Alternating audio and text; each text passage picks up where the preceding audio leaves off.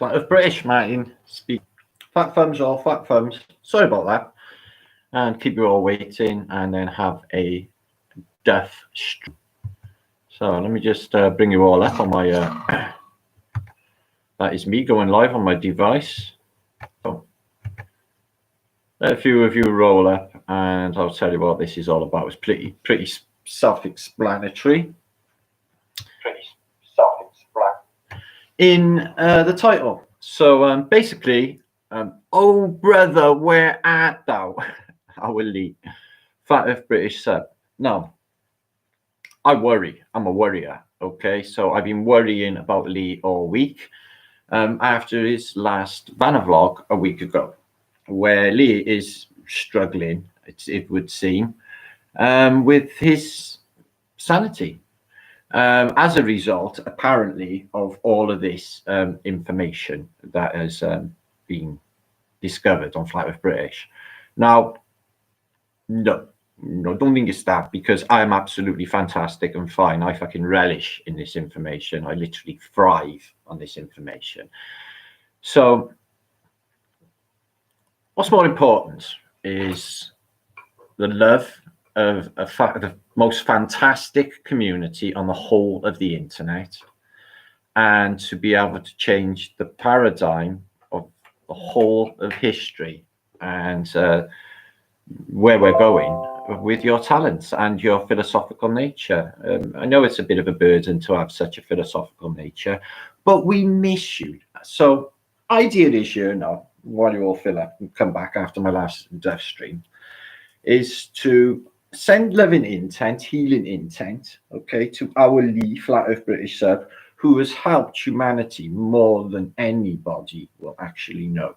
Okay, we bounce ideas. All this stuff that's happened has been between the two of us, thinking this stuff out between us. It's been a lot of effort. Okay, he's put a lot in. Now, he works all day long in a job he fucking hates, but he got to. Okay, because it's the man, and he's locked into the paradigm like everyone else. Got to pay your mortgage, got the wife, etc. So, you know, he's got to do it, but he fucking hates it, and he knows that he's in the paradigm, and he just can't stand it. It drives him absolutely fucking nuts. In my mind, it's not a given. You have to do what you don't want in life. I've been trapped in loads of situations where I'm like, well, I don't fucking like this one bit, and I've literally just like fucking done something else like the next day, and it's worked out. There's always something around the corner. There's always something around the corner. There's always a silver lining. So yeah, big if we can, mass love, send out healing vibes to our brother Lee Flat Earth British sub. Okay, healing vibes, because I can't do without you, Lee. We need you. We need to bounce. Future of humanity depends on it, Lee. We broke the system. We got to do the rest now. We can't just fucking, you know, fuck off now. SOS, save our souls. Okay, so that is my message. Okay, it's on my mind, and I'm a worrier. Okay, I'm a worrier, you know, just all of it really, mental health state and everything else in your life as well. So the people are here in the chat. If you are around or whatever you're doing, Lee, I'm just sending big loves to you. Get back as soon as you can, and know that we're all actually thinking about you, and we're here. Okay. Okay, just stop worrying, Martin. A terrible worrier. The man with the Van Lee, Alva Billy. Yeah, the man with the... I watched every Vanna vlog since they started. I don't miss a Vanna vlog. I miss a Vanna vlog now. Now, before you come on Flat Earth British, let me just check your temperature, make sure you're all right. Okay. Ooh, DMM. Ooh, you're a bit hot. Ooh, go and swill your wrists. Right, let me check some of you. Oh, colorblind. You're actually not even alive, apparently, according to my infrared heat scanner. So I supernatural life. I cat, one cat. Oh, I Sophie Louise Montgomery. Thanks for joining our merry stream. Thank you, Mish. Good to see you. You're dead to this world. Well, we'll talk about that now. Get to all of that now. We're going there. Hi, Will. Hiya, Deco Dude. Hi, Colorblind. Hiya, Melissa Flish. So, yeah, what a fantastic week on Flat Earth British. All the stuff that's happened. Oh, exciting vlog last night. Really had a good time going through all the comments today, and a lot of fantastic ideas being bounced around about what could be going on in the past with our, our recent discoveries, recent months. People are absolutely relishing it. So Rakar, our German brother, thank you, brother. Much love to you, sweet chariot. Martin, if it makes you feel a bit better, just remind that the Welsh rugby team will never be as good as the English. Yeah, in your fucking dreams, sweet chariot. Yeah, nothing in a Welshman's life is more important than beating the English in the Five Nations or six. Okay, but I don't think we're ever going to have to worry about sport ever again. Okay. The thing is, they took away the circuses, right? So you can't watch anything on television, so they're going to be bored of that, which is all just shit.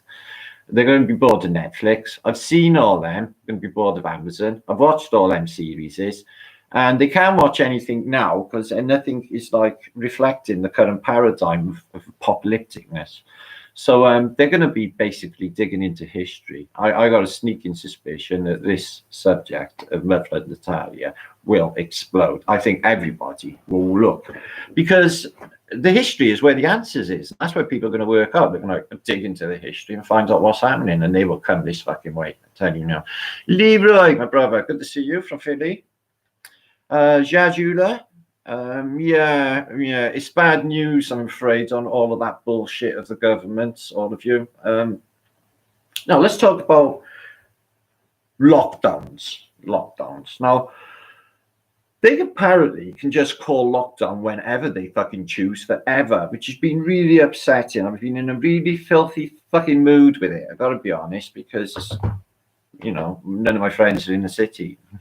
Just... So they've locked us down from 6 o'clock. So from about 3 hours ago, it's lockdown. And I'm just surmising, is this forever? Because the winter hasn't even really started yet, has it, guys? So I'm, as I did in the last lockdown, taking no notice whatsoever. I'm a bastard, right? I got cards, right? If they bug me, I will fuck their heads up. If they arrest me, I will fuck their heads up in the van and give them fucking nightmares and make them swallow their tongues when they get home. I will do their heads in, guys. So going on that, I will be definitely traveling around, and it's my job. I need to be inspired. I can't write things without inspiration. I need to see things. I'm a creative artist. I need to be inspired. So I got to get out there and do shit. It makes perfect sense. And plus, I can't go shopping anywhere around here because they're like all the babos and demand masks, except for the local B&B shop, which stands for Boobs and Moobs, B&M shop. So I'm going there, and they don't bug me in the slightest. And my local Rip Me Off shop, his name's Shad. He's a mate, really. I like him. But we call him Shaft because he fucking mugs you and overprices everything, as they always do. But, he doesn't demand a mask. So I'm very limited to where I can go shopping. That was during lockdown time, my only exercise. So I got to sort of formulate an exercise regime as to not waste away fucking typing away all fucking winter. But the good thing is about lockdown, it's fucking fantastic for content. It makes, my mind is So how's your dreams lately, guys? Any of you? Yeah, loads of people are saying that their dreams are off the scale. Mine have been. I'm a big dreamer anyway, guys, as I'm sure you know. But I mean, I have fantastic dreams. So in the last few weeks, at least, they've just been off the radar, and I'm having maybe 100 dreams in a night, and I can remember a lot of them too. And last night, though, I was having something that kept replicating. It was really getting on my nerves. And it was well, until you get this, it's going to be kept being replicated, with the download. It's what the fuck? This is really doing my head in. I had to get up and sort my head out. It was wow. And when I went back to sleep, I went back to exactly the same repetitive dream. I was oh, this is fucking nonsensical. But yeah, my dreams have been really crazy, and other people are saying the same. And I think it's the collective consciousness. The vibe yesterday was highly spooky, and it's getting doomsday where I am. You can really fucking feel the you know, the apocalypticness now with it all. But concerning London yesterday, okay, now this has been on my mind for over a week, and I have been, and as I've told friends, I have been praying, if you like, but I don't use that word. I've been asking the Most High for guidance on this matter, because of the way I've been feeling about it all, and you know, not being a massive fan of like reptilians and David Icke types. Just me. That's just me, because I'm a real truther. So I had like reservations about it. So I said basically to reality, to the Most High, if I meant to go to that place, then it will be made, the circumstances will be made that I can go. Okay. But like by the morning of Saturday at 9 o'clock, nothing had happened, and there was no way that I could go. I was fucking just skint. So I couldn't go. Now, 2 days before that, I'd had a little download or a little sort of message, if you like, that it was a trap. They were going to grab me and they were going to fuck me up, is what the message I had was, because I get in trouble anyway. I got this look about me, and they just want to mess with me, and psychos especially. And I made a video yesterday where it was made on the Friday, and I say on the Friday, I say, this is a fucking trap. I can feel it. It's in Trafalgar Square. This is the fucking heart of the beast. This is the triangle where they can block every road leading into the triangle, and they can fucking keep them in there and trap them, which they do, and they did.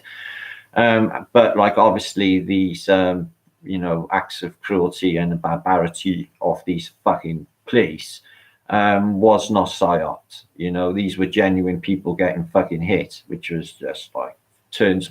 That woman getting fucking punched off a man and put on her ass when she must have been in, you know, in her 60s is fucking disgusting. So the good side of this is that ordinary people will now see that, you know, the people who are supposed to be paying their wages are nothing more than just thugs and bullies, and they will come down heavy as fuck.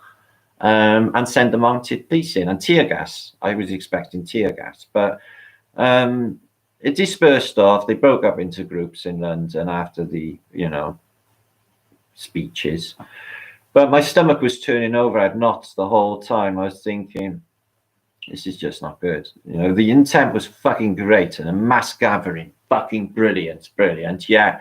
They have this guy on, I'm sure, on the stage. I'm sure he's from the raving fucking monster loony party, a fucking Coco the Clown, talking utter fucking wank, followed by another Coco the fucking Clown who's into fucking reptiles and fucking moon projection. Guy, he does my head in anyway, because it's so transparent for any thinking man to see.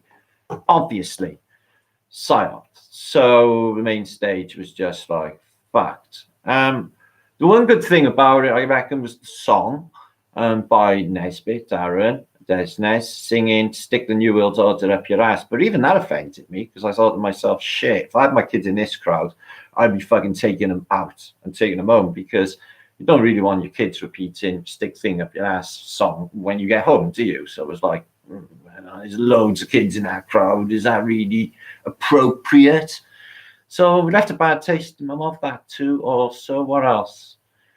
Just the general buzz and anticipation. You know, let me ask you a question, guys. I know there's 100, 200 of you, right? You think for yourselves, yeah?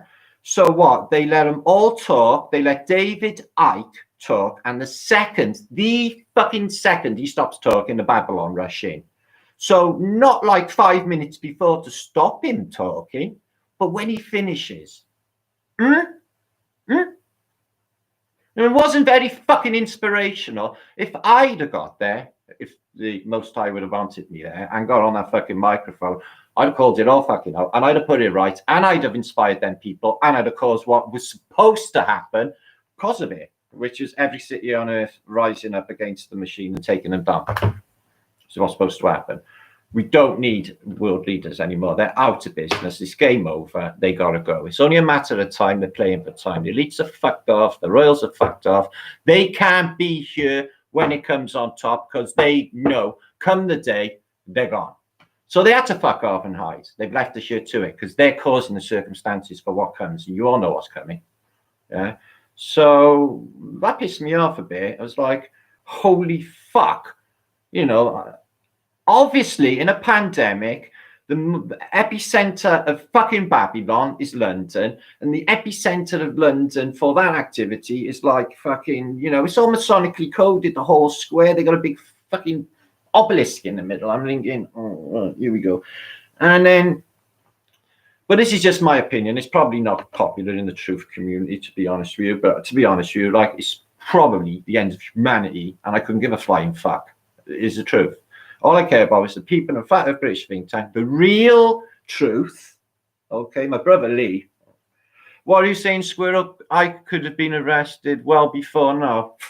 Brother, they won't fucking touch him. And do you know what? Yeah, when I look at him, do you know what I see? I see an evil face. I see an evil man is what I do, okay? And I really do. I see through people's souls when I look into their eyes. And look at that guy, and I see like demonic. I see a demonic presence in him. Okay, I don't know if any of you see it, but I do. Okay, so yeah, I will speak the fucking truth, because what have you got to lose? What have I? I don't even give a shit anymore. I've fucking burnt my bridges over and over again with this fucking truth in that, guys. The way I feel now is, hang on a minute, fucking locked in, winter's fucking upon us, and all of this, all over a fucking game. You know, this utter fucking bullshit, and there's no end in sight until, like, you know, wearing masks, until they inject you with some bullshit, and it's nothing to do with any of it. It's all just a psyop. They're clearly doing something else over here, playing for time, because we broke the machine. The system's fucking over. We've exposed them. It's all over. Everybody knows they got a death cult going where they're fucking basically stealing fucking children and doing whatever. This is the society we live in, and this is the establishment that rule us, guys. So everyone now knows this. It's a game up. It's game over. It's only a matter of time before all world governments are fucking gone. We don't need them. There is another way to run this reality. This reality has such promise, and there's enough intelligent, thinking fucking people with original thought and know how to put it in place. We have the tools at our disposal. We have free energy. Okay, we have the ability to harness everything we need, so we don't need their epoxy grades. We don't need anything of them at all. We don't. Nothing they offer us is any good, guys. Flashy fucking lights, all of the things they offer us that just pollute our bodies and send us to their grave. Their grave, not a real death, a Phoenician death, which is hideous. Fuck them. I'm having a rant. I am having a rant. I'm a bit cheesed off about this lockdown, if I'm honest. I've been feeling a bit grizzly and sad over the last day or so about it all. I feel like they're just robbing our futures.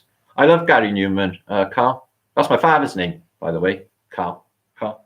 Spelt differently, though. So let's shout a few of you and have some more thoughts. So that's my thoughts on it all. I wanted to go because I see all my friends were there. There was some good people. The people who done our truth tour that I went on, they were all there, and they were absolutely lovely. They were on a different little stage thing going on and out of the way of all that. But the main thing was just, fuck me, if I'd have been on there, it would have been a whole fucking different story. 3 matches. What are you saying, JS Pop? Let's have a look. Fucking pinging me, whoever it is. These matches need to be 19-year-old men instead of women and children, mate. So not only that, you know, when this is what I was visioning. You know, when they were all lined up and the coppers were bashing shit out of that line. So there's 2 lines, and there was literally a no man's land that got created. I thought, great, it should open up now, and we should have about 100 fucking big fuck off rugby players, yeah, and fucking do the same back. That was in my mind, but that is like obviously just a thing you're not allowed to think. But so we pay their wages, they come in, kick the holy fucking shit out of us if we don't do what we're told. This is just complete and unbelievable tyranny. And I thought, like, I never felt safe ever anyway.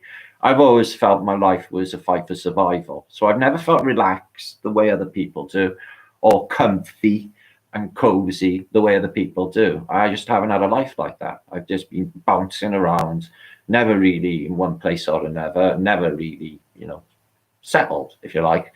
And that's just been my life. So this chaos and all of that has not really affected me deeply, because I've always been in the shit. So I'm just still in the shit, same as you lot now. That's the difference. You're all in the shit with me.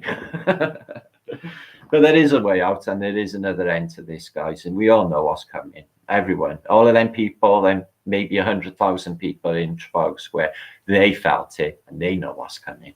Okay, there's a big change coming, guys. Yeah, there's new bosses coming, and they ain't going to be evil either. There's a benevolent, good energy and a good force ripping through this place, guys. Okay, as this real darkness, you know, this evil is upon us, which it is. You can feel it. There's something else just smashing through it, and it's the love. It's the love. It's shared. It's what's happening with us right now. So 250 of you watching. Okay, there's enough of you here that we can send some intent. Okay, to our loved brother Lee, who's flat Earth British, who's given so much. Okay. Not many people actually know, I don't reckon, you know, some of the things, you know, that he has that has come up. He's brilliant, okay, that has changed the course of human history, guys. And he's got so much more to give. And this is important. It's important to me. It's important to me. And it's important, should be important to you guys. So let's will him back. Let's send him out, love. Okay. Lee S.O.S. He's lost at sea. He's like in this boat. And he's like, where the fuck are they? So, like, we got to bring him in. We got to bring him in so he comes home, back into port, okay, back into flat Earth British, safe haven. Does that make sense? Okay. So, yeah, that was my my thing about yesterday. I can't. There's no use with me beating around the bush. I got to say things how I feel. So, I had a friend call me this morning. One of the truthers. Asking me about what I thought about London, and they were waiting for a message from the Most High, who also said, "Stay the fuck away, it's a trap," and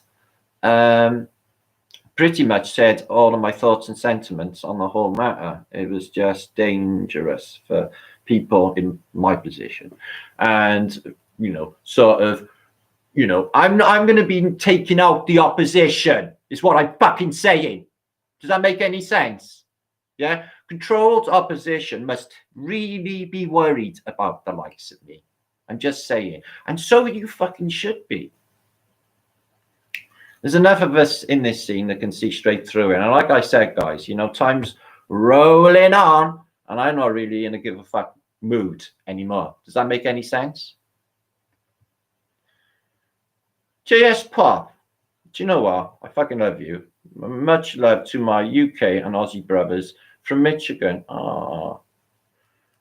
Wish you never gave up your firearms. Well, there's another thing I was thinking about is there's hundreds of millions of guns in America. You know, every American or all the Americans are armed. Yet this tyranny has fallen upon us, but nothing happened. Nothing. It's just the weirdest fucking thing. Thought they would have took it back for sure. But, you know, where are the armies? They're all lying in wait. When this shit goes tits up, after these lockdowns and fuel shortages, I fucking guarantee you it's going to go tits up. And dark winters, nights, people with their snotty fucking noses, 50% of them or even more, I don't even know, still fast asleep, believing this shit's real. You know?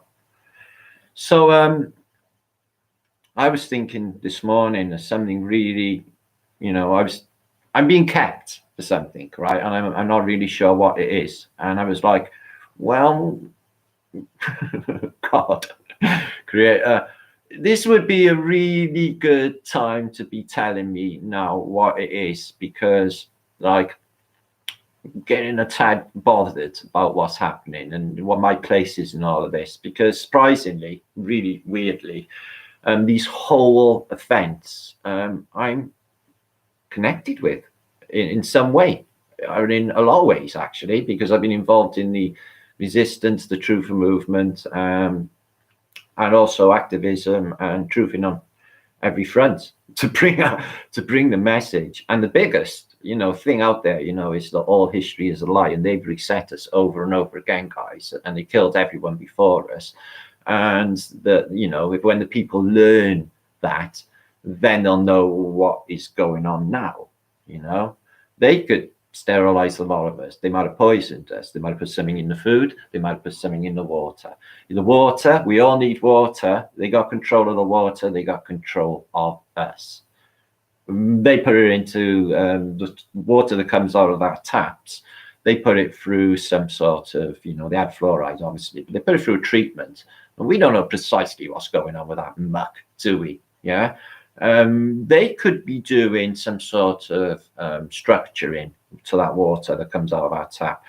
Even if you don't drink the water out of the tap, guys, you still have frozen foods, a lot of you, and you know, this stuff's, you know, put in that water. They don't use bottled water for it, so it's going to get into your system, what have you.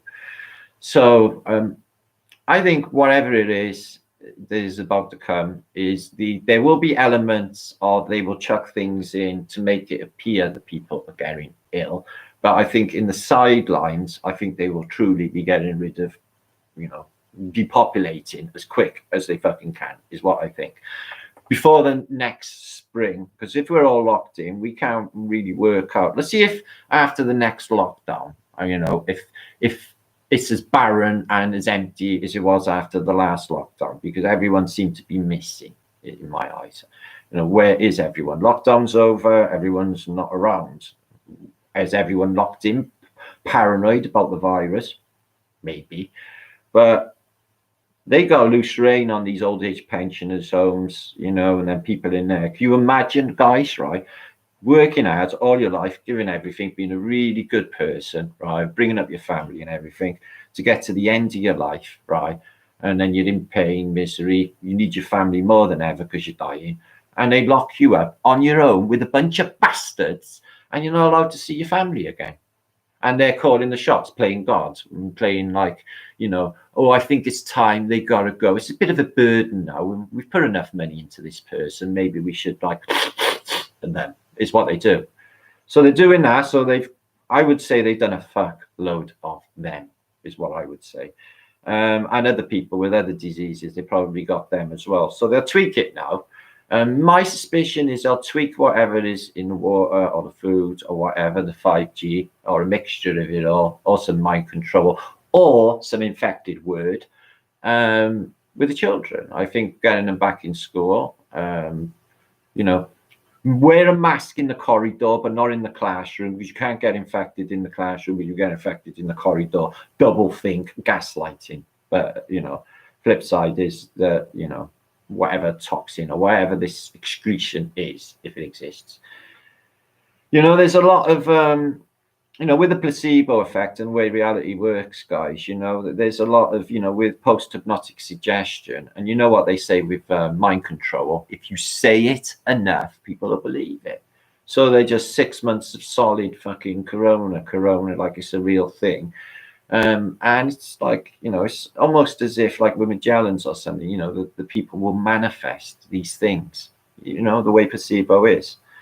So I think there's definitely elements of that in this, guys, because the whole of Britain is a country of hypochondriacs, really. You know, these people in Britain, if you go to the local shops, you hear the old ladies, oh, I know Aunt Mabel, she's in a terrible state, yeah, the legs leaking stuff, and, you know, or Mabel's fucking, you know, dying. You know, they're always like talking about hospitals or dying or illness or aches and pains. And this is the people of Britain. They're addicted to the drugs that the doctors give them, is the fucking facts of the matter. If they had none of them, their heads would be together and they could deal with it. But that's where a lot of people are. They're dependent on pharmaceuticals. So that's another reason that they will go with the ride or go with the Phoenician thing, is because they want to keep their, you know, their pharmaceuticals or their drugs going. God forbid they should be taken away. What would I do without my antidepressants? I might get depressed. It's the antidepressants that make you fucking depressed. You don't need any of it. Everything you need is in nature. Let me tell you something. 150 years ago, right? Imagine if you lived in, you know, rural Britain, okay, in the middle of the countryside. Do you think you could just zip off to the local, say, Tesco's or supermarket and pick up your shit? No, they couldn't do that because the next village is 20 miles over. So how do you think they managed? Well, they had all of their food, all of their cattle. They grew their food and any medicines they need, okay, they grew and they had where they lived, okay? So they didn't need pharmaceuticals. The medicines in pharmaceuticals are tweaked things from nature. Okay, they just change the chain links and switch it all the proteins around, etc. But in nature, if you're picking your mint or your lavender or your chamomile or whatever you need for your health purposes. This is how they worked back in the day. They would have herbs all hanging up in their kitchens. They would have everything they need, food, medicines. This is how they had to live, guys. We've become utterly dependent on the system for absolutely everything. Utilities, they didn't need it. They didn't need any of it. They had everything they needed, guys. Yeah, a better life, lived way longer than the people who are living now. They say they were dying young. Check the fucking graves out. They're not. They're dying old. Well, that's even the elites. But these people who lived in farms and all, I doubt they even make it to the parish record. So they, they could live, you don't even know, that good, clean lifestyle. So I think that's what we, the way we should all be going anyway, is farming for ourselves, food, clean food, no GMO anything. Get the original stocks back, and that's including the weed as well, because there used to be more than just sativas and fucking indicas and all these hybrids. We used to have the ruderalis, and there was wicked hashes, and this has just fucked it all up anyway. Okay, can't even trust that anymore. And the food tastes like the fuck. So my guess is they've done something to that food, and they've done something to the milk or some aspects of the food is what I think. They tweaked it. They've done something. In the film Contagion, they say that they say they're going to put the vaccine or the cure or whatever into the water supply without telling the population.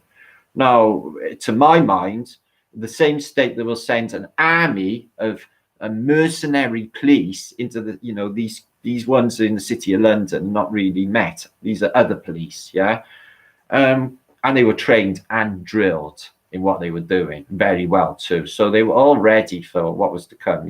They were all lying in wait in them lanes, going up to the triangle, to the Trafalgar Square, the triangle, blocking it all off. And as soon as these speeches were finished, they moved in, like literally that second. So whatever. People believe what they want, so their own heads. It's enough of us here that can see through it. Thank fuck. Somebody needs to take control of the whole fucking thing. Let's go backwards. Squirrel. The way to see the future is look back in the past, because the amazing futuristic future is in the past. Yeah, where we are now. Wow. Right, Vertic, my brother. You were there, were you? Yesterday. I seen you bouncing around all these live feeds and stuff. I seen loads of the guys. I seen Asita filming up on the wall. I seen Dave Marsh. I seen Lucy. I seen loads of the guys. Really didn't see any Nora. Oh yeah, I seen System Failure, but he's been posted on my Instagram. So yeah, fucking. I would love to see my friends, but at the same token, look at me. It's just, you can't even miss me in a crowd. I'm just not the type to be able to slope off either.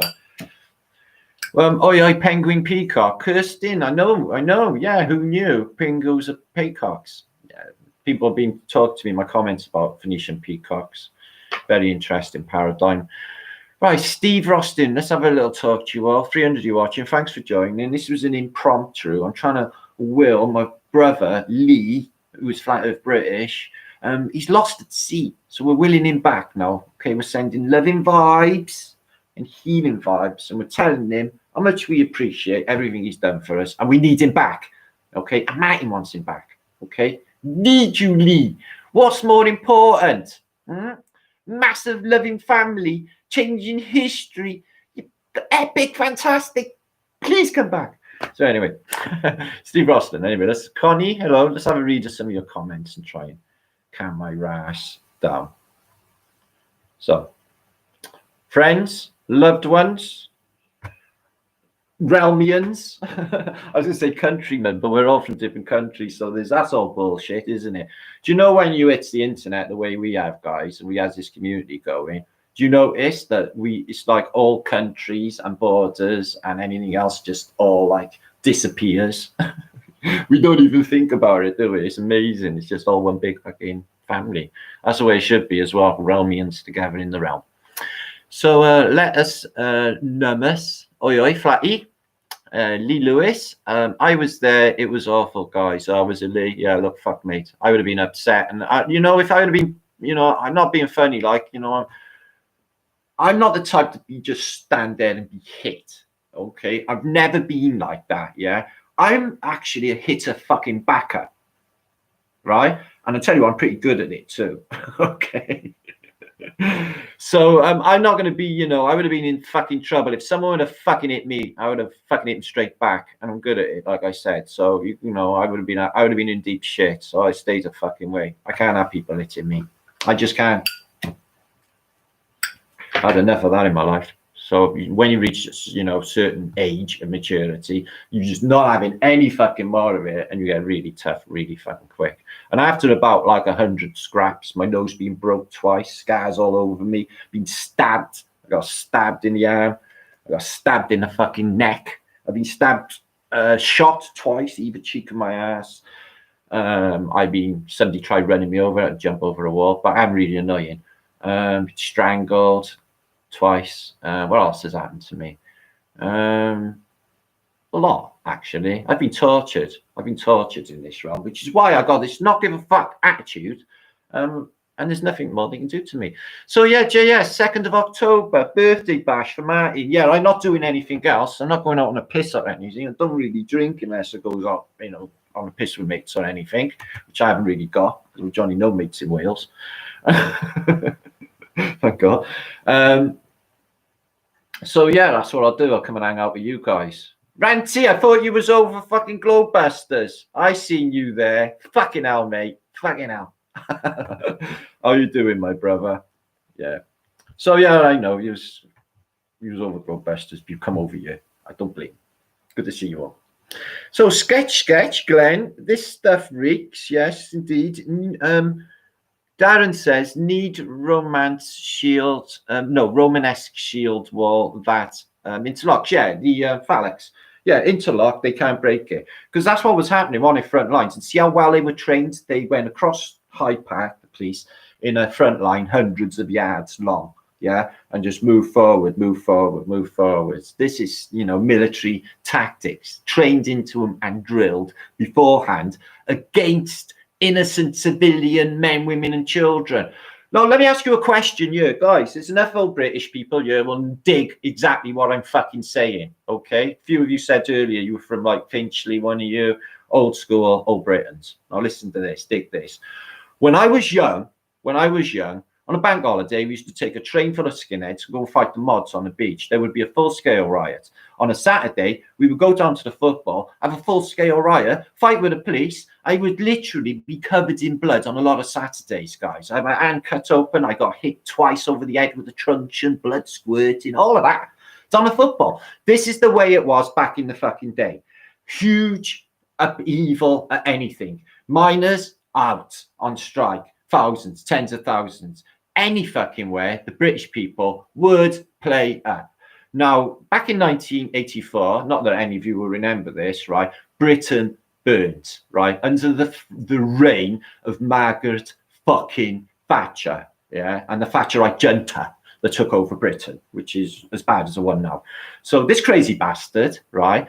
We all turned against it in Britain. So we had riots in every city. So Lewisham went up in London, Brixton riots, and in Liverpool there was a Toxteth riot, Moss Side in Manchester, fucking Birmingham went up. Every British city went up in flames. Yeah, they were just rioting. Now that was over, right? Just taxations and the bullshit of the fucking Tory government. So this is such a different paradigm and generation now, because the generation now, the young people are, I think they got some fights in them. I think they've been desensitized. Okay, this is a method of desensitization. It's pointing them at people, so kids get used to the idea of having guns pointed. Pretty see-through that one. So yeah, desensitization of these young people, because they're all basically drugged up, aren't they, and on sweets and games, and not really here at all. Not in the conscious world. Not really. Not a lot of them. That's rare nowadays. So it's changed so much since when I was young. I mean, the 80s and the 70s, they were really violent fucking times, It was fucking crazy. And it always kicked off. Now, sweet fuck all, bends over, fucking stick a mask on. And, 50% of the population just turning over to the man. It's just like, what happened to fucking Britain? What happened to British spirit? In the 1950s, they tried to introduce identity cards. The British were up in fucking arms. They said, no, we're not communist bullshit. We're Britain. We don't do this shit. And they never give us the identity card like they had in Berlin or in West Germany at the time. So that was what Britain was. So somewhere along the line, since the 90s maybe, and Britain has got lost and taken away, and the people or the remainder of the old school, some of us left, and the people who are here now, they don't know what happened or what it was like before and how rad this fucking country was. Yeah, we didn't put up with no shit, man. No shit. What the fuck happened? Anyway, that's my rant over. Let's have a look what Sweet Charity is saying. Who's an English rugby supporter? You had to be charged with actual bodily harm to the doorman's job back then. Yeah. Well, APH or GBH for anything back then, but the charges nowadays are just astronomical, aren't they? Back in the day, the police were quite happy for you to have a little dig back and stuff. You weren't going down for like, sort of police officer or something. It was like, fucking, you get like the respect or whatever. But nowadays, our local police station, if they picked you up right when you were a teenager, they used to take you into the cells, wrap you up in a mattress, kick fuck out of you so you don't bruise because a mattress would stop it, and then they'd lay you out 11 o'clock at night so you could go home and not get in trouble with your mother. That's how it was back in the day, guys. No shit. How fucking times change. So, YouTube videos, how are you doing? You live over the road from the police station. Can't help but give them evils when you see them. Listen, people were screaming at them coppers, yeah. But, does anyone pick up on that guy that got like last Sunday, looked like he got killed in London in Trafalgar Square? Anybody hear any more from it? Because I've been looking all fucking week. Not Dickie Bird. He could have been a real person and he could have been really killed. And nobody's even talked about it.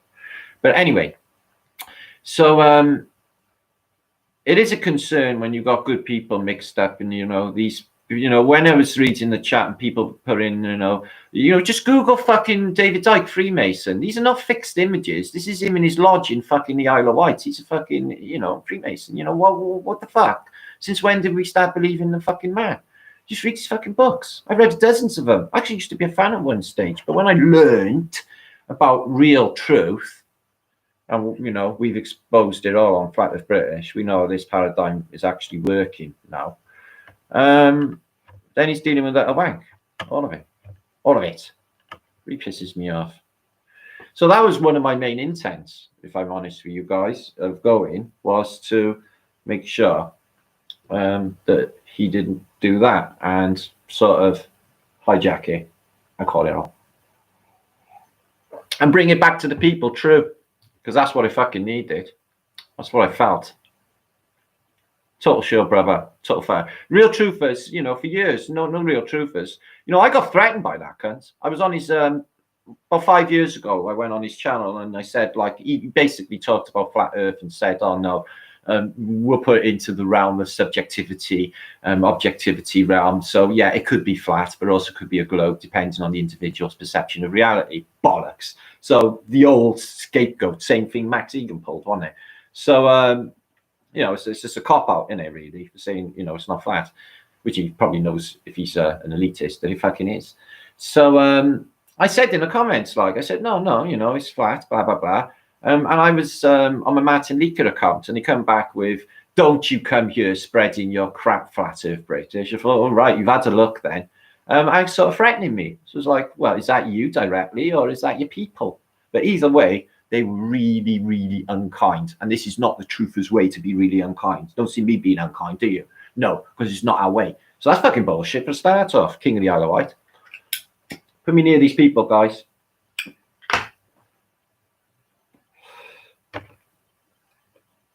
Tarnishes the movement. It turns my stomach, Shan, love, when they fucking putting him up on a pedestal and saying he's such a great truther. What has he fucking done? What the fuck has he done for truth? He just spends the fucking dialectic over and fucking over while explaining the Hegelian dialectic. You know, do you think it's right that, you know, he goes on stage in Wembley fucking Arena in front of 11,000 people, 3 nights on the trot, yeah? The tickets were massively expensive. He must have took $1 million over 3 days, okay? Yeah, not bad for a truther. Literally calling out the Queen as a lizard and all of the shit, you know, that has been ongoing anyway. A lot of the elements of it have been talking about were true, like more paedophiles and everything else. But at the same token, that's the dialectic, isn't it? You're allowed to spill some of the truth with a lot of lies to direct it in a certain direction, see? And this was like a hop, skip, and a jump from actual Buckingham Palace, yet it was permitted, unhindered to go on, you know? For the thinking man, this is a big fucking alarm call for a show. Okay. The likes of me, they wouldn't let anything like that ever happen because of the way I am. And I'm going to fucking say it as I see it because, like I said, I'm a not give a fucker. And they should watch out as well. They should watch me as well. They're wise to watch me as well. But he's not a flat earther, brother. He's not that good a truther either. Yeah. I can't fucking talk bullshit about space and fucking lies and be taken seriously in my realm because that's just bullshit in my head. Hi, Rob Dirt. Say hi to the wife. Good to see you, brother. And Karen, if you're there. Mish, Bronson, Ike. You on about Charles Bronson because he's a Tartarian and he's wicked. Charles Bronson was epic. Yeah, he was from Tartaria, Charles Bronson, a film actor, in case you never knew. Deco, dude, the real truth, you must be skint. I am fucking skint. So therefore, I'm a real truther. I live in a council flat. I managed to pay my rent this month. I didn't ask the man for fuck off because I haven't done in a year or something. So, you know, I don't have got to be worrying about them on my back or anything. Not really. Well, maybe a bit. Well, a lot, really. So, yeah, that is a real truther, yeah, who does, you know, Corona. Who does like everything for truth, actually. So let me think. Right, Lee Rogan, hi mate. Martin blows my mind with his research and findings, new world. Yeah, but I got concerned then. Lee was saying on his banner vlog, it's like Martin's just splattered my brain. It's like, have I? It's like, yeah, I can't. You know, I thought, well, yeah, I do that, but like, you know, whatever, like, you know, fucking let's just go with it, innit? And you just can't really like not go with the rest of the ride now. I know it's a fucking roller coaster ride and it puffs you out and there's nothing like it on earth, but like, come on, we're in it for the ride. But he's like had a few problems, as usual, fucking problems that a lot of us have. I've had in my past as well. So I am not like throwing stones, but you know, he needs our love and he needs to get back. We need him. It's more important than he possibly knows right now as well. I'm just saying, an epidemic with a winter down upon us, do not want to be dropping your immune system. You need to be getting healthy, you need to be getting fit, you need to be eating right for a start off. Yeah, and that's all of you guys as well. Let's start, you know, trying to get our shit together just in case they start, you know, they black us out for the winter. The internet could go off. Somebody said to me this morning, oh, we need to set up, we got like on Barbaria, the website's linked below, offers of Bitcoin currency from Guru Baba. He does good Bitcoin. So he was like, yeah, this will be epic for, you know, at post-corona Armageddon. I'm like, or during lockdowns, you know, we can't get out cashless. I'm like, yeah, that's all good and well, but what happens if like the internet goes off? And then you go down a cash machine and that's not working. You know, it's going to be fucked, isn't it? So they could do that. They could easily do that. They're starting to suggest now, or a corona, people are, you know, the power stations are on automated anyway, but we haven't got many staff because of the lockdown. So some of the power stations may have to be closed. Bullshit. They got free energy. And then we'll basically have to black you out. Now, this has happened, guys, in my lifetime. Yeah, one Christmas when I was a kid, we went shopping in Queen Street in Cardiff, right? And they literally illuminated a department store with tea light candles because it had no electric. It was pitch black in there and bang on Christmas. I know. This was during the Ted Heath reign of Britain when he was a fucking pedo. Ted Heath, death, it's the same word. Ted Death. He basically fucked Britain as well, really. They all do, don't they? Anyway, it's nothing to do with politicians. They're just actors and puppets, aren't they? Lucky for Mel, is she here? No, she's not. I've seen her earlier anyway, so everything's cool there. So, JS Pop, Charles Bronson fucking rocks, mate, yeah? Death Wish, yeah? Don't come near my family. I just killed all of you motherfuckers. And he did. And how wicked is it? Yeah? And even, do you know what? Like, trilogies don't usually work today because Jaws 2 is shit. Jaws 3 was even shitter. But in, like, the Charles Bronson film, they pulled him off 1, 2, and 3 with Death Wish, which is cracking, by the way. Tammy Miller, higher from Georgia. It's a rainy night in Georgia, Tammy, and I think it's going to rain all over the world. Anyone ever said that to you before, Tammy? I bet they have. I love that song. It always makes me feel all sad, like I'm going to have a cry any minute, that song. As soon as she starts, rainy night in Georgia, I'm like, I have to turn his records off now. It's starting me.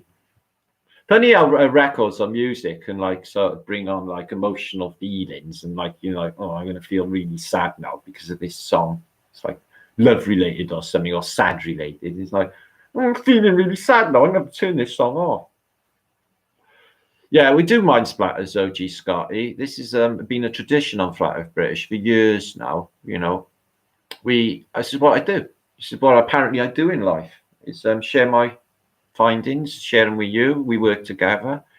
None of this would have actually happened without a think tank. This is why we come so far. It's because everyone contributed. We picked up what was like mind-blowing, what resonates, put it all together into one, you know, thing, and got it up there. And it's worked, you know, magnificently.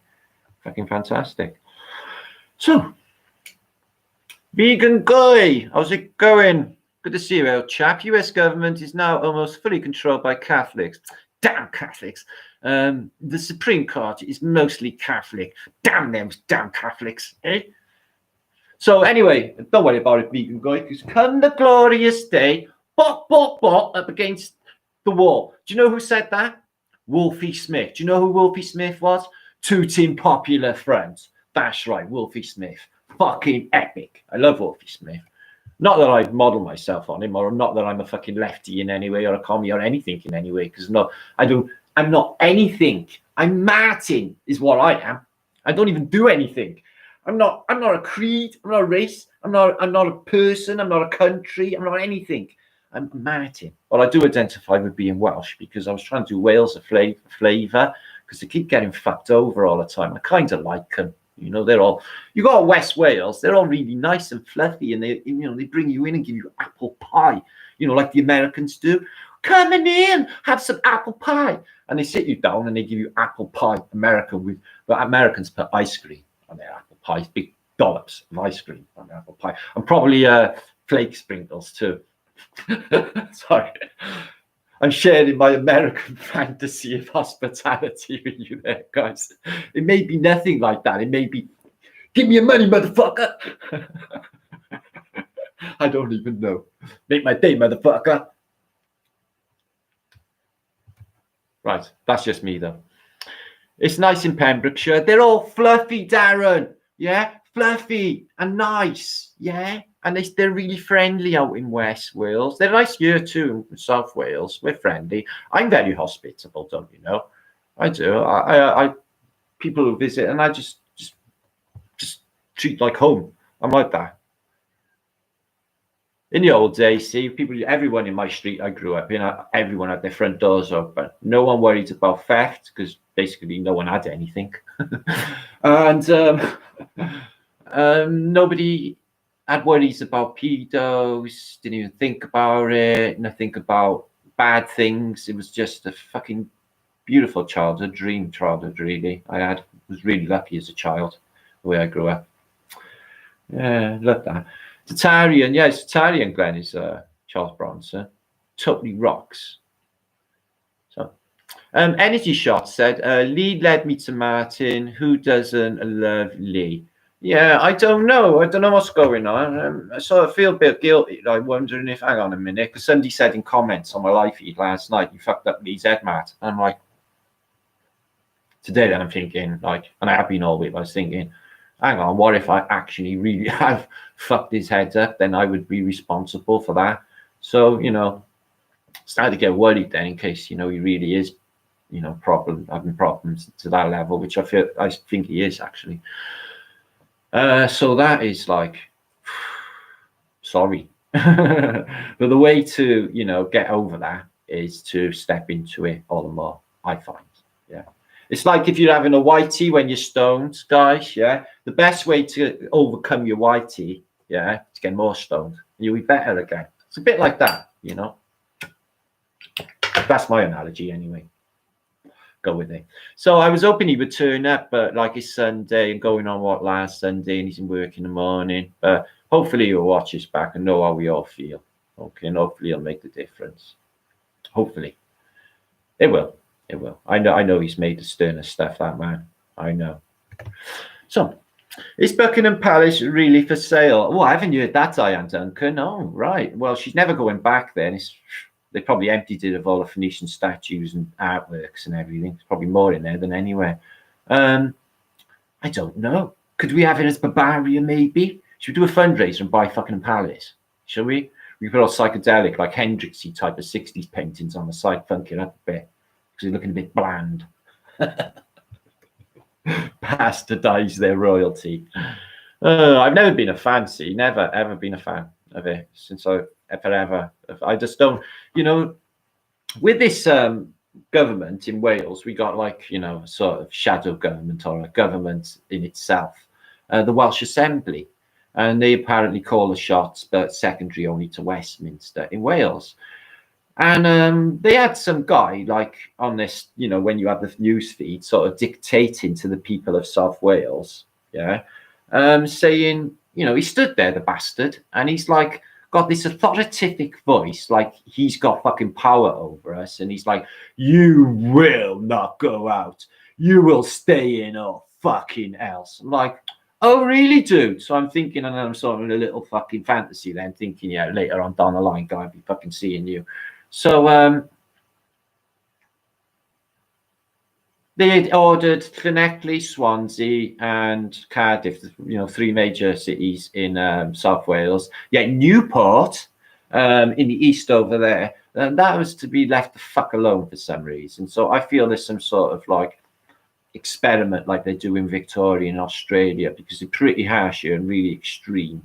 So I'm feeling that we may be undergoing some sort of, you know, try and find out where it fits with lovely, nice people of Wales before they plummet it on the rest of you all.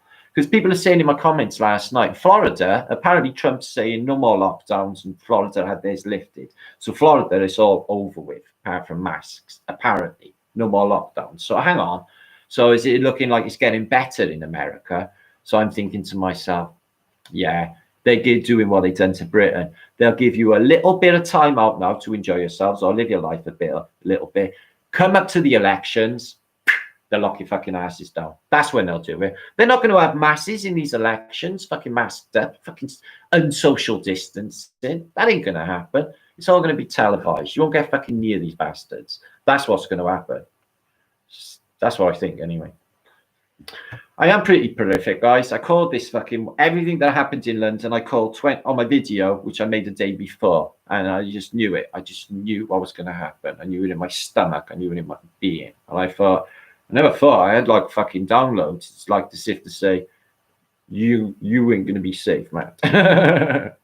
Not you, because they're going to know what you do and what you've said and who you are, which is true. There was a lot of people who would have known me there. And there's a lot of people I see there in the crowd as well. A lot of people, you know, I know a lot of people in, you know, as well as flat earthers and truthers, but in this realm, I know a lot of them. Surprising how many people I spot in a crowd in London. I must have known 20, 30 people in that crowd. So, Ring Girl, love the, oh, what do you say? Love you, girl, Ring Girl, say, love you. Welcome back in the day. I still do. I don't know what that means, but happy days and happy thoughts to you, and happy thoughts to you all. Now let's do flat thumbs, because this is good therapy for getting better when you're not feeling happy. If you're not, okay. Flat thumbage, yeah, always makes me feel better. Something about it. It's not up. and it's not down. It's like in between. It just feels so good. So, Dave Muck. So, did you all watch my live thing on my show from last night, my flatter day? We did have fun, didn't we? Enjoyed that. So I'm sort of, that's what I'm going to do from now on. I'm going to sort of demolish one subject at a time more comprehensively.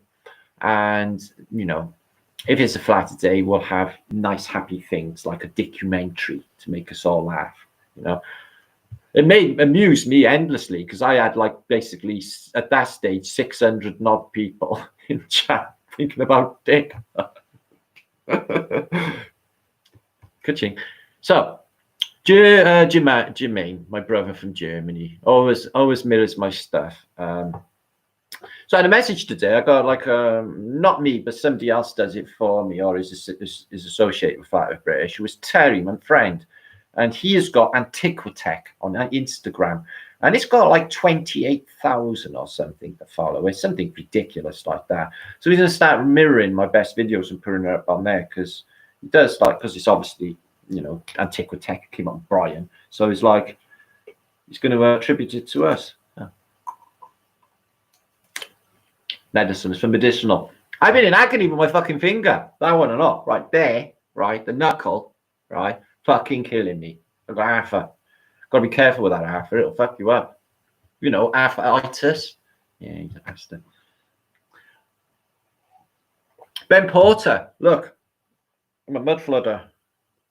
Pretty good, isn't it? Julie, happy flatter days are the best, man. Yeah, Julie, I fucking sorry I have like missed a couple of flatter days, but I got, you know, sometimes, you know, I want to be able to project. I'm not the type to project my bullshit on you all guys. That would be unfair.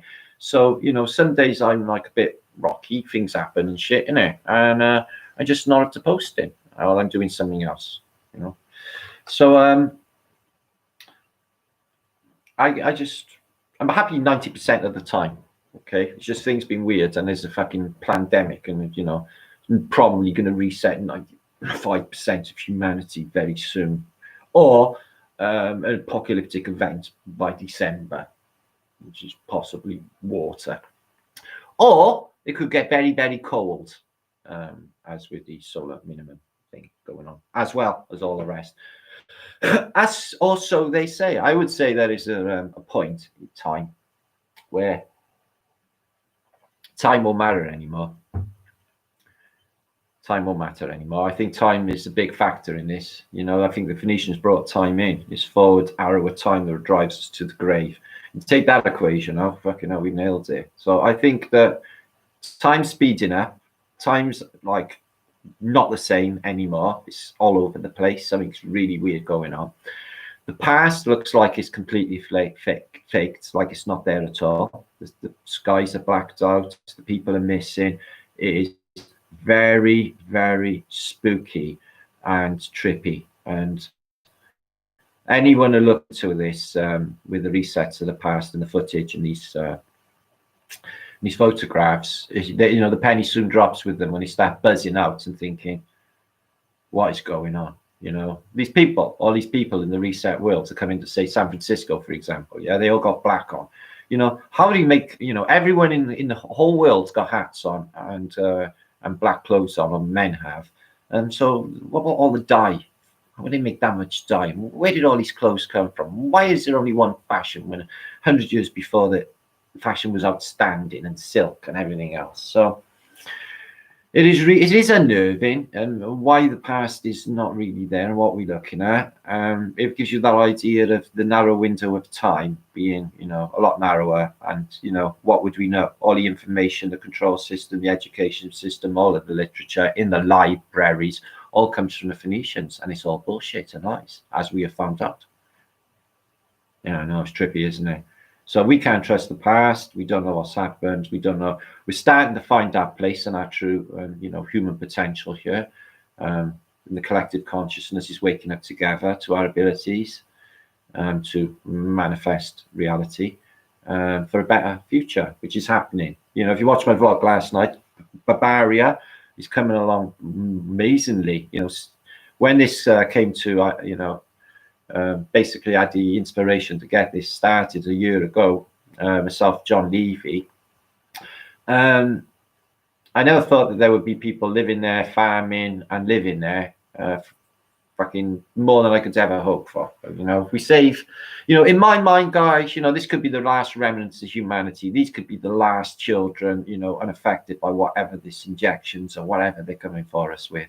You know, we can't find out. We don't know. You know, they could just literally play it crafty and just sterilize everybody and get rid of everyone that way. You know, it's just a matter of time and control in the meantime. You know, the armies are missing. You know, I kind of thinking, you know, the armies are trained to kill emotionlessly. So if they were ordered in because of mass upheaval, and people saying no more, would the armies come in and would the armies actually start killing us? Or would the armies think, you know, we're on the side of the people and come over onto our side? You know, like the sailors of Kronstadt in the Russian Revolution stepped and said, fuck you, Nicholas, we're off with the commies, because that happened. So it has happened in the past that the army have sort of left their establishment. So I've always hoped that that could happen, because they would be fucked. But yeah, they need to stand down. All of the elites need to stand down right now. All of the governments need to stand down right now, because they're all busted, and the whole paradigm needs to be redone. The whole thing. Release the free energy and all the lies, and the true potential of people as well. And take away this paradigm and discover what you truly are. It's just fucking fantastic. It's not for everybody, if I'm honest with you. It's, you know, if you're like, it's not for the weak-hearted. You know, if you're going to jump into this subject, you're going to know that it's going to be fucking mind-blowing, and it changes your perception on reality. It changes your life. You can't even walk down the street the same again. You know, the way you look at a normal city street compared to 10 years ago, you look at the history, you look at the buildings, you realize what's gone down, and it's like, holy fucking shit. You look into the people thinking, if they only knew what went down. You know, it's very weird and trippy to know this knowledge, if I'm honest. So 340 you joining me on a Sunday night. That's really incredible. Thank you for that. Make sure to watch my video last night. If you didn't see it, it was a real cool night. We had a fantastic time. So I will link that up after this show, okay, in the descriptions below. So I notice a lot of people who are on the Liedtke channel are not subscribed to Flat Earth British Think Tank channel, but they should, because, you know, I'm on here all the time to do live events and stuff. Hi, Richard, my brother. See, Richard Lopez. Fucking love this dude. He's fucking totally fucking epic. And I'm a bit jealous because he's going to, like, Karen B, our lovely Karen B. We love Karen B. She's going to organised Oktoberfest, or Flatfest, I should say, as far as I know, North Carolina. And it is going to be all the guys there. I tell you who else is going there as well. Curious Life, brother Curious Life. And I've been following that guy since the beginning of Flat Earth, maybe 5 years, 6 years ago now, coming up to. And he's always put out really stunning content and really well thought out as well. It's history stuff as well. If you don't know him, Curious Life used to be Curious Life of Flat Earth, but he got took out really early on because of his content was that good. So yeah, so he's going, and all of the speakers and that. Yeah, but I can't see us ever getting off this little island again anytime fucking soon. So Psycho Dave, what are you saying, my brother? You keeping safe? See Psycho Dave? He's like me, Psycho Dave. Evening, mate. Good to see you. Yeah, South Carolina. I thank you for it, Dick. Yeah, South Carolina. There is a difference, I know. They're two completely different states, aren't they? North and South. But anyway, they would be two different countries because they're pretty massive, aren't they? So Peach Cakes, love to you too. Sketches, Mickey Wallbanger. Hi, matey. Love your Che Guevara going on. I had a dream about Che Guevara about a year ago, maybe. I was in a stable with hay on the floor and white boards all the way around. And I'm sitting in this stable. And Che Guevara stuck his head over the boards like that to take a look at me and went, as if to say, oh, that's what all the fuss is about. And he went, I was like, but Che Guevara, And then he went off. So I don't know what I was doing in like this stable thing, sitting on hay anyway. So that was a weird dream. Anyway, so yeah, I know I have weird, trippy dreams. Che Guevara visited me. I know. He remote viewed my ass in the dreams. Come to have a look what all the fucking performance was about. See who's making all that noise. I don't know. So Lou 2, canning preppers. Yeah, we've got to prep. You've got to get ready. I'm going to start buying a few items. Not that I'm panicking on that or anything. It's just because I don't intend on staying where I am, if I'm honest, guys. I'm going to have to bounce soon. I'm going to have to. I've got no choice. I can't be here. And if the food runs out, you're not going to get nothing in this neighborhood by fucking crackheads. So I got a caravan I bought on the cheap in the summer, spent all summer doing it up. So all I need is like a farmer to say, you are Matt, considering like, you know, you're in the saving humanity business and you're doing pretty fucking work there. Use an acre is what I'm looking at. Somebody give me land, or try and get the money at some stage to actually buy land so we can stick my caravan on it and fuck off the grid. And get more land and get more people. We need a UK Barbaria. It's needed. I've just set up 3 Barbarias going, maybe 4. I'm opening up everywhere. I'll give you the link site to Barbaria. If you're not on it, do join. There's plenty of information about health, farming, health products, etc. You know, all the good stuff. So get on there on the Barbaria.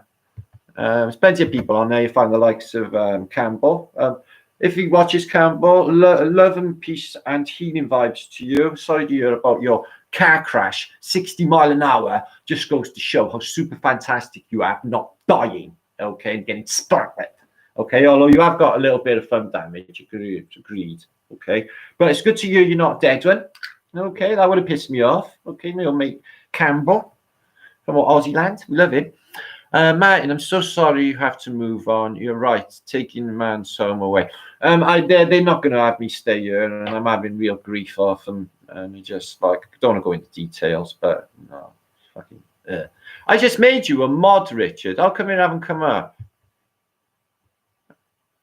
Oh, that's right. I don't know what happened there. I just did it and it never took.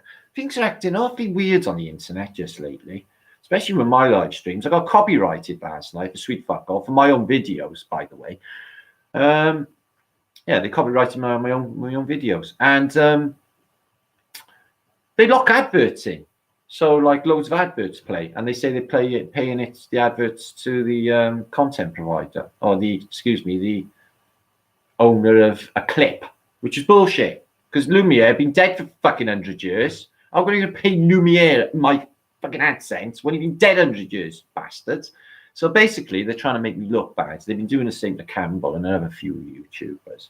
Bastards. This new YouTube studio sucks. It was epic back in the day, guys, YouTube and Google Hangouts and all of the good stuff we had going on. And now it's fun to fact. It's rubbish because we're all like Phoenician way. Right, Brian. High-speed crash zone. Oh, yeah, poor Campbell. I don't know. Shit thing to happen that though. In fact, I've been in some car crashes. I hit a lamppost with my mate 70 miles an hour, but luckily enough, it was the only metal lamppost on the entire of the avenue. So, but the car split in half. I looked behind me and there was the road. But like, I was absolutely perfectly fine. It was like God just lifted this up, rest us gently in some like cotton wool because nothing happened. It was the most incredible thing ever. All I remember saying was, "Mind the oak tree," in slow motion. So like sort of did span round, hit the lamppost and car split in 2. But that's what you get back in them days. Anyway, Dave Mack, I am he as you are is he. Oh, it's too cryptic for me, brother. I can't be fucking reading that this time of night, and I'm feeling a bit like on a weird time. Martin, about mirrors, looking project, looking glass. I have, and I know. Been thinking about mirrors quite a bit, and it is definitely a part of it, and it is spooky what's going on with them and what's on the other side, and that place in between the reflection and the reflections in everything, in the windows, in the cars, everywhere. In the countryside, in the woods, there's none of these reflections, none, except outside of natural streams and waters and still ponds. None. But you know, they use that for future, telling the future, don't they? They look into water as well. That's one method of Nostradamus. You smoke on water. And in the films, like they show you with the Olympians when they're looking down on Perseus, see how he's getting on, or Theseus or whoever in these movies, they always look in the water as a sort of like screen, if you like, or a video, and they can watch whoever's there. You see this in stacks and stacks and stacks of films, but water having memory makes perfect sense to me. So I've had really interesting stuff said to me in the last few days concerning water, concerning us. I spoke to a friend earlier in a call, and there's a thing, guys, where you can use saliva to heal yourself. So basically, we know there's antiseptic properties. Obviously, a dog licks its wounds, but you can structure it. You can structure it. There is a method of spit, or you say you've got a cut, okay, and you can structure that water the same as you can structure the water or whatever you're drinking or your food or what have you in this reality. So that geometric structure, okay, and put it on. So saliva might be something to do, like, you know, the word sacrifice as well is very similar. Saliva, anyway. So saliva is another method of healing. I think if you structure anything, you know, I've read stuff about people having basically a bucket full of stagnant water, putrid water, and literally through intent. Okay, this was the works of Michael Talbot. Spoke about it, and through intent, people, this is a guy in a cell actually, and they went in there the day after, and the water was clean, pure, drinkable through this guy, through intent. He just changed the water from shit to good overnight, though. So some intent. It shows you that nothing is absolute except for the word absolute, because that's not absolute. Anyway, Carl Garrison, epic. What's epic, mate? Life itself. Yes, fucking fantastic, right? Life's what you make it, and that's fucking true too. And you can't sit there, you know, like what did John Lennon say? Life's what happens when you're busy making other plans. So it's best not to sit there and wait for anyone else to do it or anybody else to turn up. You've got to go out there and make it. You've got to make it happen. You've got to set your intent and then just do it. If you don't feel like doing it, just think, fuck it, I'm doing it. That's what I do anyway. There's a lot of stuff I do that I don't feel like doing, but I feel like, you know, I don't feel like motivated that day or not driven, but I'll think to myself, no, because I'm so fucking stubborn. I just won't give up, and I will do it just for that reason alone, because I'm that stubborn. No, I'm fucking doing it, is what I'll think. I'm super, super stubborn. I've got a strong will. Sweet hot peppers, relish, 13 homegrown varieties. Oh, there's nice blue too. I love sweet peppers. I used to always grow chilies, even Scotch bonnet. I used to freeze them as well, just to keep all my chilies. I used to work in a garden centre, so I had all of the food really cheap or free even. And I had a greenhouse back, I don't know, 7 years ago now, when I was in my old house. FEMA, what do you say in Verdict? Research the Ocean Forest Hotel, Myrtle Beach. Oh, I've heard about it. Yeah, that one. Yeah, FEMA. Yeah. I tell you, Karen B was in Myrtle Beach recently with Brian Staveley, the Mandala guy. Yeah, they was hanging out on that beach. Big beach. Azelle Morningstar, says Julia. Let's have a look. So Dahlia, hiya.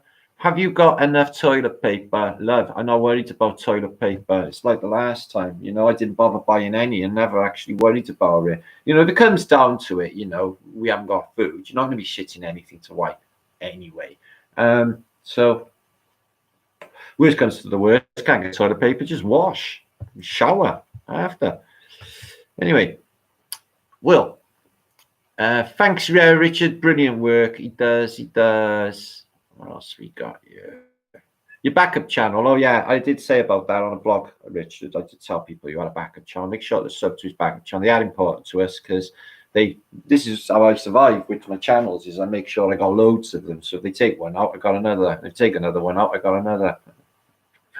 It's a way to keep YouTube longevity. Stay away from certain subjects as well, like, you know, that will fuck you as well. I've noticed. Got to play through, guys. Got to play through. In it to win it. And I don't do losing. It's not a fucking option. Anyway, we won. So they lose. They're losers. Yeah, that's them. Losers. Yeah, I know. It's fucking epic, isn't it? So let me check your verdict. You're looking a bit hot there. Why are you sweating? All right, you're 34. All right, you're lucky. Okay. Don't touch your face. Okay.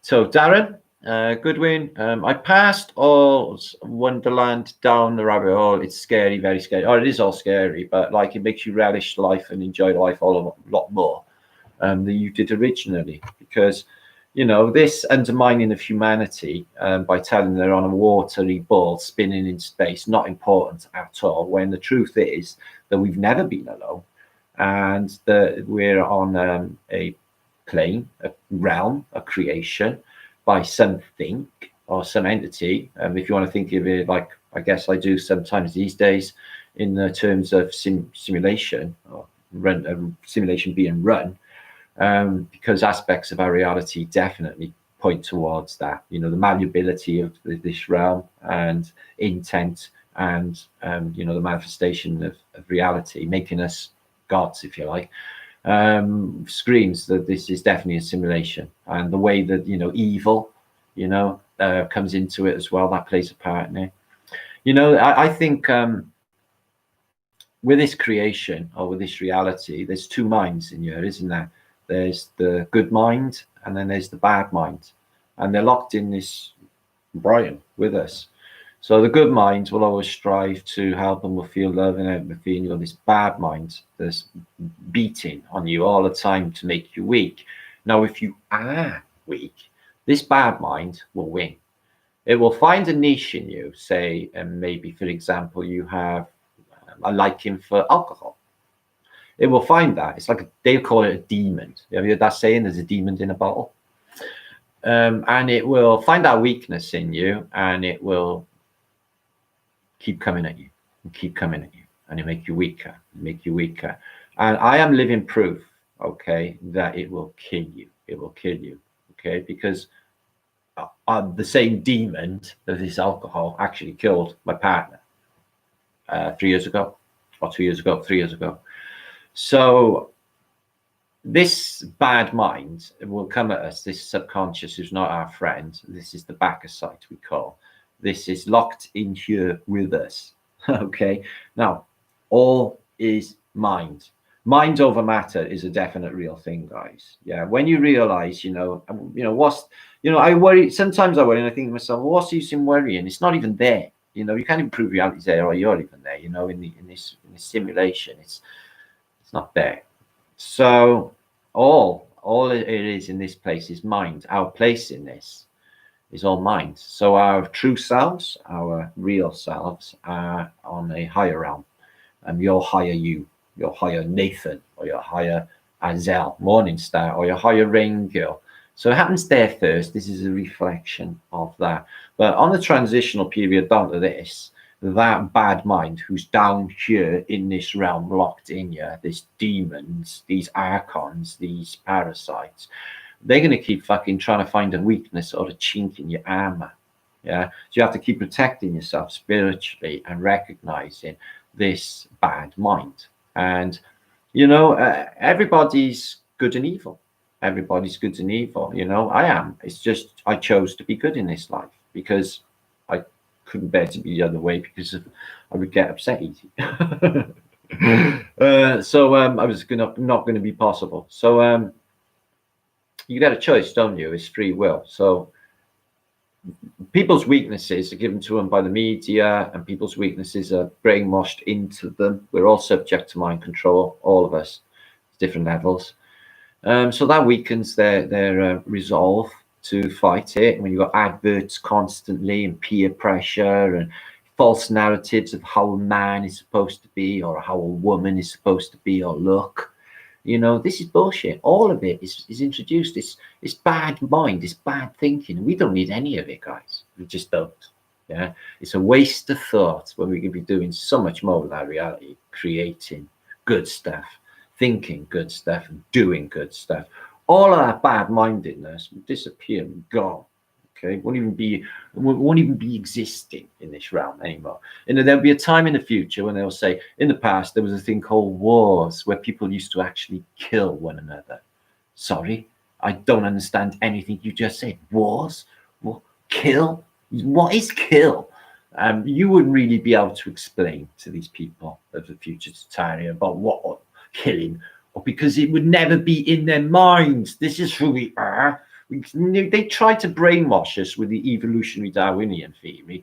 First thing they say is you get up to the Nazis and the National Socialism, and it's all based on survival of the fittest. And they show you these Nazi fucking cartoons or films where they show you two beetles beating on one another, and the bigger one wins. You see, in nature, they win.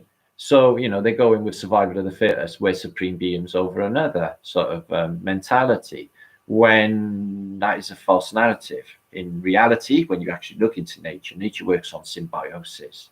Yeah. Animals, creatures are working together. We play our role, but we stepped outside it now. We've kept ourselves away from nature. Those of us who have.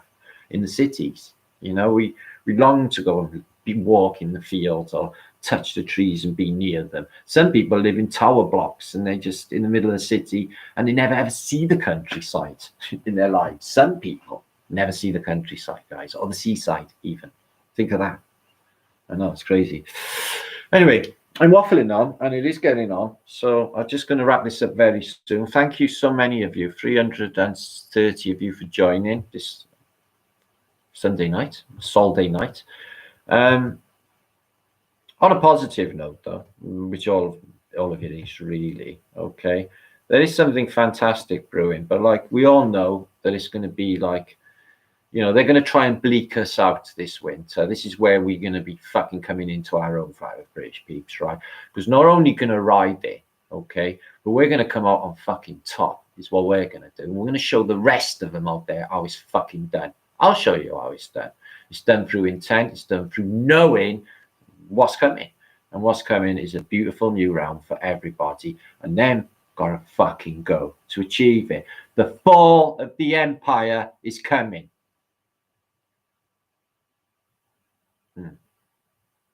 I can't fucking wait to see them fall. I've lived for it. I live for this. This is what I've lived for. See the fall of the empire that's ruled us for so long in lies. Everything about our reality, who we are, gets to me the most. Who we are and what we are, gets to me the most. But the shape of the earth, the history, and all of the fake health, fake science.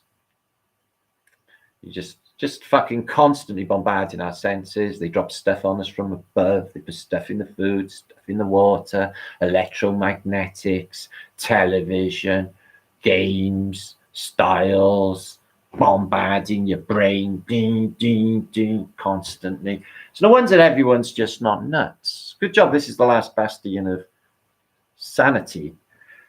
I think they got the saying insane wrong. To be insane is to be insanity, isn't it? Because you're insane. So they're sort of saying that wrong, aren't they? I don't know. So, hiya, Paul. I hope you're better. I did read your comments, so I hope you're getting well soon. I know you had a bit of a bad gut. There's been a lot of that going around, actually. It's probably part of the poisoning or whatever's going on. We could be going up, We could be rising up. It could be altitude sickness. Dome could be falling, the lower levels. No king of Barbaria, Glenn. I don't want all of that, mate. It's never going to happen. Everybody's going to have to be their own boss, sovereign for themselves. I can't take the responsibility for shit, mate. I ain't even good with fucking looking after me. Never mind other people. I'm happy to use my talents to help people, but I'm no good at anything like that. And I'm not cut out for anything like that. I'm just Martin. Just get that fucking clear. Everybody's their own boss. I don't want anyone running to me saying, oh, I got all these fucking 6 kids. Can you help us out, man? Because I'm not going to know what to do. I'm hopeless. Yeah? Things like that. So I'm just letting you know. No thoughts like that. Wow. See, I don't get it, guys. People like, it's just, when I went to that convention, it was like, you're Martin Liedtke. And I'm like, yeah, I know. It's just like they're all burst out. I just think I'm like same as I've ever been. It's a really weird thing. It's like that fucking Joe Walsh song, Life's Been Good to Me So Far. Everybody's changed, but I'm still the same. And that's exactly what it's like. I totally get it. It's weird. But that's just me. I ain't going to change anyway. So Alva Billy, your blessed brother, you are too. Cindy, hiya, love. Valerie, hiya. Good. I'll just give you all a good old shout. It is awesome for you to pop by. Thank you very, very much. So if you are in chat 380 and you get your name in chat now, I'll give you all a shout bitch and say bless, nice things to you. I was gonna say blessed. I hate that because it's be less, isn't it? Oh, I gotta be careful with my terminology these days. Phoenician words, they're fucking lethal. Anyway, it's the intent in them, isn't it? When I used to write comments when I first on YouTube, for the first 3 years, I wrote God bless on well, you're going to find this weird, probably. It's probably like a phobia. But I thought, well, I'm going to write God bless 1,000,000 times. And that will make a difference in this realm because I'll probably be the only person in this realm that wrote God bless 1,000,000 times, is what I was thinking. So I wrote it probably 1,000,000 times. So I thought, I'm probably the only person in this realm right now that's wrote God bless 1,000,000 times, which probably was. So as soon as I got to that moment when I've done it 1,000,000 times, I stopped doing it. Weird, isn't it? Yeah, no, I wrote other stuff then because I'd already got to that point of 1,000,000. I don't know how I know. I just had an automatic brain count. That's it. 1,000,000 God blesses. Right. I would have had to do more because, like, on my old channel, Tartarian, I had like about 4 million views. So, like, how many comments? I was getting like 30,000 a fucking week in some fucking videos. So it's like, whoa. Hey, Paul Black Sheep. I watched your little vlog the other night with Roots. She's a best. She's lovely. So, Paul, let me tell you something that you may find interesting, my brother. You listening? You listening? Oh, yeah. I want to. Yeah. What was that? What'd you say? What's that? You want to come on with Roots on Friday? Fuck yeah. Friday. I'm in. MattLeaker7gmail.com. Don't go and forget now, Paul. Let me tell you about Janice. So Janice has been coming up a lot lately. Well, obviously, nobody knows more about this subject than you. You're probably, at this moment, the world's authority on Janice, are you not? So there was this programming my son started to follow because of clues with the ongoing events called Utopia. A British TV show, beautifully made from 2006. Okay, and it's basically a flu epidemic. It's about but the sterilization of humanity and killing 95% of the world population. Anyway, the virus or the method for killing all of the people was codenamed Janice. I thought that was killer, and the establishment that made the medication, right, were called Corona. It was almost Corona. I thought, you're fucking joking. This was made in 2006. I tell you, if you watch that again and watch it right through, because it is fabulously made, actually fabulous production program. I can't believe they're letting it out now. There's so many clues in there, and they're literally laying it down. And they say about SARS virus being not real. They're literally saying there the plagues are not real in this thing, and it's just, it's the bullshit narrative. So yeah, the plague was called Janus. What's the chances? Makes you think, doesn't it? I've been thinking about the Phoenicians as well, having Janus attributations, because the two faces.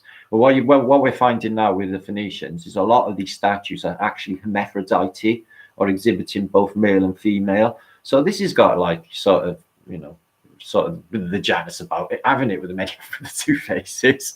So I was thinking, hang on a minute, it's picking in again, isn't it? So yeah, it's overlapping quite a bit, Paul, at the moment. It's come up maybe half a dozen times in the last week. So I'm thinking, I should tell Paul. Yeah, that's Janice. He has a female aspect. Yeah, exactly. Yeah, I thought you'd think that. Yeah, thank you for that. So yeah, real big clue there as well. This is coming together very, very nicely. Like you said with Roots though, Paul, all these little bits we all put in, we connect all the dots, it all falls into place, and we just like, poof, poof, come on, leaps and bounds with all of it, with reality. So yeah, I'd be happy to. That'd be fantastic. Really, really, really look forward to that. So that's cool.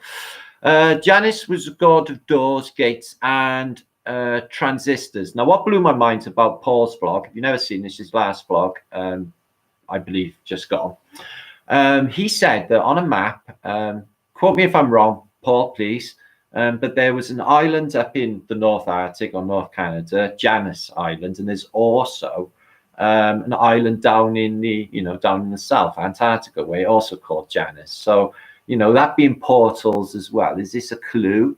of getting out of this fucking place. The portals are located where the Januses are.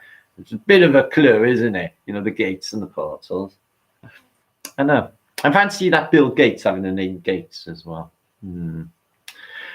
Yeah, and another thing, when they say the gates, and I watched last night when I posted, there was a video that I played about the Great Exposition, and they literally said on a caption, let me get this right, we open the gateway of time. And I was thinking, hang on a minute, the opening the gateway of time is like, is time actually starting then? The way that they said it, I was like, oh, hang on a minute, you know, it could be interpreted both ways. So, yeah, 2 islands called Janus, one near Greenland and one near the South Pole. Yeah, that's really crazy, Paul. That's a real good clue. Yeah, I'm gonna have to look these up, actually, look into these islands. And that's 2 I've even heard of. I don't know if they're on old maps or recent ones. So thanks for that anyway, Paul. So yeah, I look forward to that. Daz, I'm a brother. Did Janus produce 1979's Caligula? I don't know about that. Funniest J and an anus, though. Pretty much spells it out. Kill Bill 1, epic misdemeanor. Brilliant film. Love Kill Bills. Fantastic films. I don't watch anything with death and destruction in nowadays, though, because of my sensibilities. So avoid it, since, you know, truthing and all that's pretty unbearable to see, like, people killing one another and stuff. You know, I used to watch horror films and stuff like Hostel and Saw. I can't watch that shit. No, that'd be wrong. So I don't. And I haven't watched them in years either. Any of these horror films. Just don't like them. It's like, why am I looking at it? And it's just sick. Now we've worked out, you know, what they're doing. It's just really bad for the mind. Project Janus, yeah, as well, I am created. Indeed. Trump is Janus, two-faced god. Yeah, I would say that was true. He's got 2 faces. He's bright orange as well, like the moon tonight. He's Orange Man, 33 man. The Romans live on Greenland, still in control. The Danish basically owned it or discovered it. And when they got there, it was green and pleasant, because I got maps of it being green and pleasant. So the Romans are of PSYOP. They're not a real thing. The Romans are basically the Phoenicians, or the Greeks, or the Carthaginians, or any of the ancient empires that are all identical, with all identical armor and shit and culture and ways and beliefs and death called Babylonian. It's all of them, even the Etruscans before. I read a narrative about actually the Romulus and Remus, the basically founders for Rome, who were Etruscan, or from Tuscany in the modern day, or Etruscan. They were apparently like 2 founders, or 2 first peoples. And they were suckled by a wolf. Now, I can't see how a wolf would suckle babies anyway. And in the depictions, they look like cherubs. But I read a narrative that Romulus and Remus actually came into being in the United States of America. In this book that I have, it states the United States of America is called the Large Island, and it deals with its original history. You know, its old world. You know, the Indians will say that there was great cities all covered in mud. You know, they could only see the skyscrapers sticking out the top of this mud later. You know, the evil white man, the Phoenician, turns up, digs all of these cities out, reoccupies them, reintroduced populations, etc. But the old world was there all the time. The ancient cultures, the ancient Indians, the oral tradition says that they are living in the remnants of an older world that came before them. We don't know who built this shit, because it certainly wasn't us. The old world. Crazy they called it the Big Island, though. You know, that got me to thinking about, you know, why would they call it an island? How would they even know? Why would they even think of it as an island? That was, you know, in this book from Christ, I don't even know. Because I don't think Columbus is a real thing, see. Romans, oh, exactly. It's the old Phoenician water thing going on as well. You know, the Roman. Exactly. It's what we think. So, free episode, descendants of Anunnaki. Well, I don't really go with that narrative, lovely. I don't go with any stitching or, you know, I suppose the Nephilim, you know, the Book of Enoch, etc., quite funky, and I quite like all that. I think that might be, you know, a bit of a thing going on. But anything coming from Zechariah fucking Sitchin and any sort of translation by him of the Sumerian stones, or the stones they were discovered, when other people say they don't say the same. He gets this thing saying, the Anunnaki are coming back. You better have your gold ready. Oh, okay, from planet X. Yeah, so he's always including planet X because he's a massive globe head. Okay, so, and dead globe head, by the way, as well. But I heard an interview with David Icke, one of these witches that he interviewed, and said she's seen him in one of these devil worshipping orgies. But I can't obviously confirm that or not confirm it. But that's what he said about Zachariah Sitchin. But I don't trust the little shit anyway when he was alive. That's just me. Anyway, I went on about the Anunnaki a little bit there. I don't think it's a thing. That's just me, though.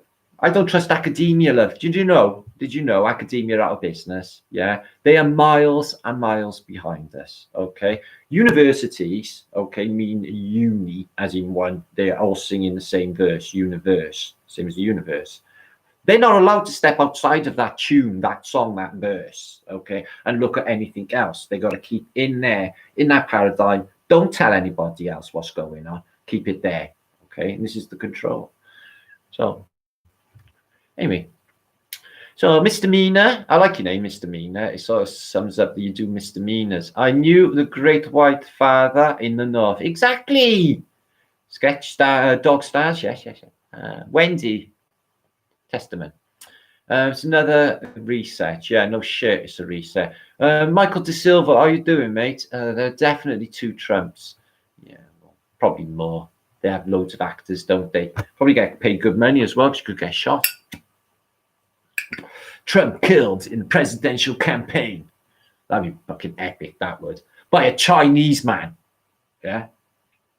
He'd have a mask on, but he'd still be Chinese because he'd be little and like, he's like a Chinaman. So they're like, basically declaring nuclear war with nukes they haven't got. It'd be televised. So it'd be believable. A bit like in the first days of Corona or Sharona, yeah, we got all these very iffy YouTubes coming in from the most controlled YouTube or internet in the world out of Wuhan, where they're showing you them all gasping for breath in some hospital, or like some other weird shit that's going down, like I'm spraying in the street.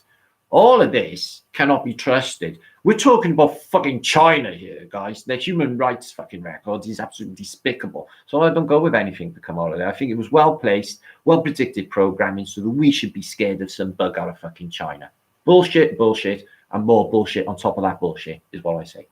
Anyway, Italian Carotid, Columbus is a very bad person. I think Columbus was not a real thing. I think it's the narrative. I think it's the Phoenician narrative for the discovery of America. If he did exist, because I got letters with his actual signature on, believe it or not, Carotid. I've looked into Columbus quite a bit, and it's pretty sketchy, and it was 500, 600 years ago. So can't really, verify any of this is really one of them. And it's the narrative for the New World when it's bullshit, and we were there all along. Everyone knows the Vikings and everything were there anyway. It's in the official narrative.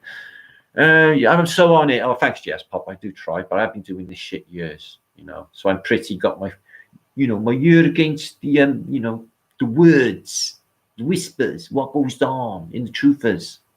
So, original bear, one big C. Yeah, but how did they see it as an island? How long would you, be able to get around this place to discover it was an island when it's all icy in the north? How do they even know? Guess to me there.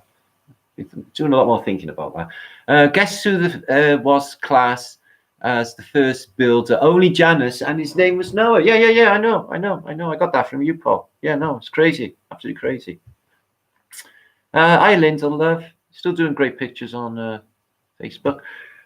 Sal, my brother Moxie's stitching was just made up. Yeah, don't go with stitching, brother. I got a couple of his books and I've read them, so I'm not going through don't know why he's talking about writing. Most subjects I've looked into, I've just become like an authority on. If I was looking into a subject, I think to myself, well, I'm going to read every single thing that is on that subject. I'll have like a PhD on it, and nobody will have to call me out on any of it because I'll always know more. I've always done that. It's crazy. Dame Edna for Queen. Nah. It's fucking Barry Humphries, and he's a weird Australian bloke. He looks really dodgy. We can't have Dame Edna as anything in this reality. He's a prick lying twat, says Sweet Chariot. Shateria. I don't know what that is, mate. Right. Melissa Flesh. We have angels protecting us. Well, depends how you interpret angels. You know, you can have bad angels, don't you? Angels are electrical forces. And antiquity, if you look on my Facebook, I posted a load of pictures today. It shows in antiquity when, like, say, the Justinian plague happened, they show like angels flying across with all like gas coming out and everyone dropping dead. So in the narrative, angels are not really all that good, and they're always involved in violence, and they have wars as well. They have angel demon fucking wars, offs, angel demon offs. It's not good. Demon offs. So yeah, I think they're electrical forces, and actually, I think, you know, when you look into four angels, magnetism. Okay, have to go into, like, you know, what Paul was saying about these, you know, with the four corners, you know, and it says in the Book of Enoch about these, you know, these windows in the dome, but also the Chaldean, the Persian, you know, stacks of the ancient cultures say that there's windows in the dome, in the firmament. So I think that's really interesting as well, that, you know, Janus being the god of portals. I think there's something definitely there. Kenny Everett was fucking epic, Vertic. I think the only reason they killed him off with AIDS, made up AIDS, is because he was like, I know he was gay, yeah, but that probably meant that he wasn't a paedophile, strangely enough. But no, I really thought he was talented. You know, he'd done Spit the Dog. He'd done, no, not Spit the Dog, the Punk Rocker. Can't even remember. And it's all done in the best possible taste anyway. So yeah. Poor old Kenny. Spit the Dog was Bob Carroll Jeeves. He was shit, Bob Carroll Jeeves. Yeah. I think people who spend their lives with their hands up glove puppets have issues. I think there's something going on with that. Philip Schofield might know all about it. He's got issues. Anyway. Oh, I don't ever end up, they'll never have me on breakfast telly talking about flat earth or truth. I can guarantee you that. They won't put me anywhere near them. Anyway, done cool. Scooter, silver is the key, God's money. So yeah, we didn't will fucking Lee Flat Earth British in. Let's have one more, because he might be still awake before he goes to work. He's coming at 11 o'clock. One big intent to heal Lee, okay, to come back to Flat Earth British, because we need him. I need his Brian, okay? Lee, come back. Okay, I think that might have worked. Okay, he's lost at sea. I can see him now. He's rowing this boat. He's like, it's foggy. It's foggy. There's a light over there, and you can hear foghorns. Yeah, Lee, hear them sirens. Them sirens are calling you back to Flat Earth Britishness. Go to the sirens. The sirens are calling. They're nice. Okay, hot sirens. Anyway, they won't eat you.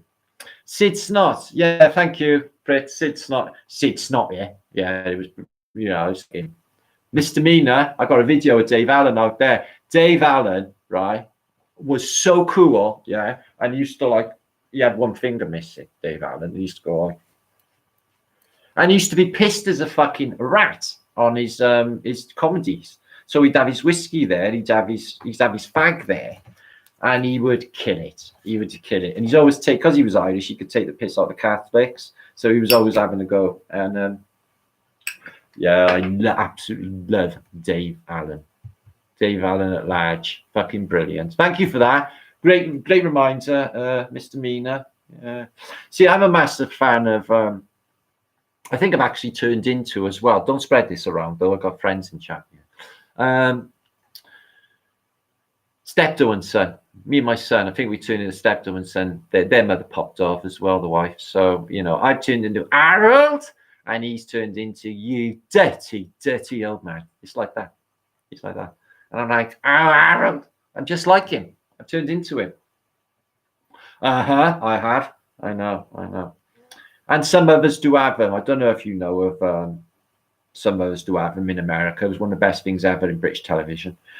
You only know of Benny Hill. You actually think the British people watched Benny Hill. We only watch Benny Hill for the women and the end bit with the guy when he's and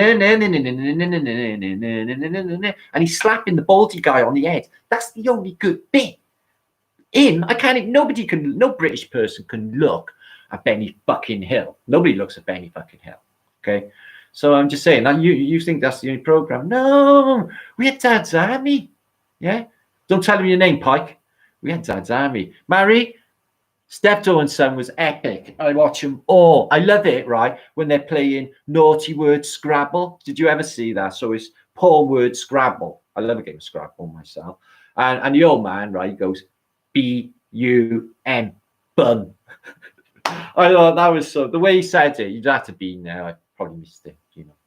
He's good with timing. But yeah, porn word Scrabble was excellent. You know, you can do like tits and other words with, you know, Scrabble pieces, but you can only do naughty words. You ever played naughty word Scrabble?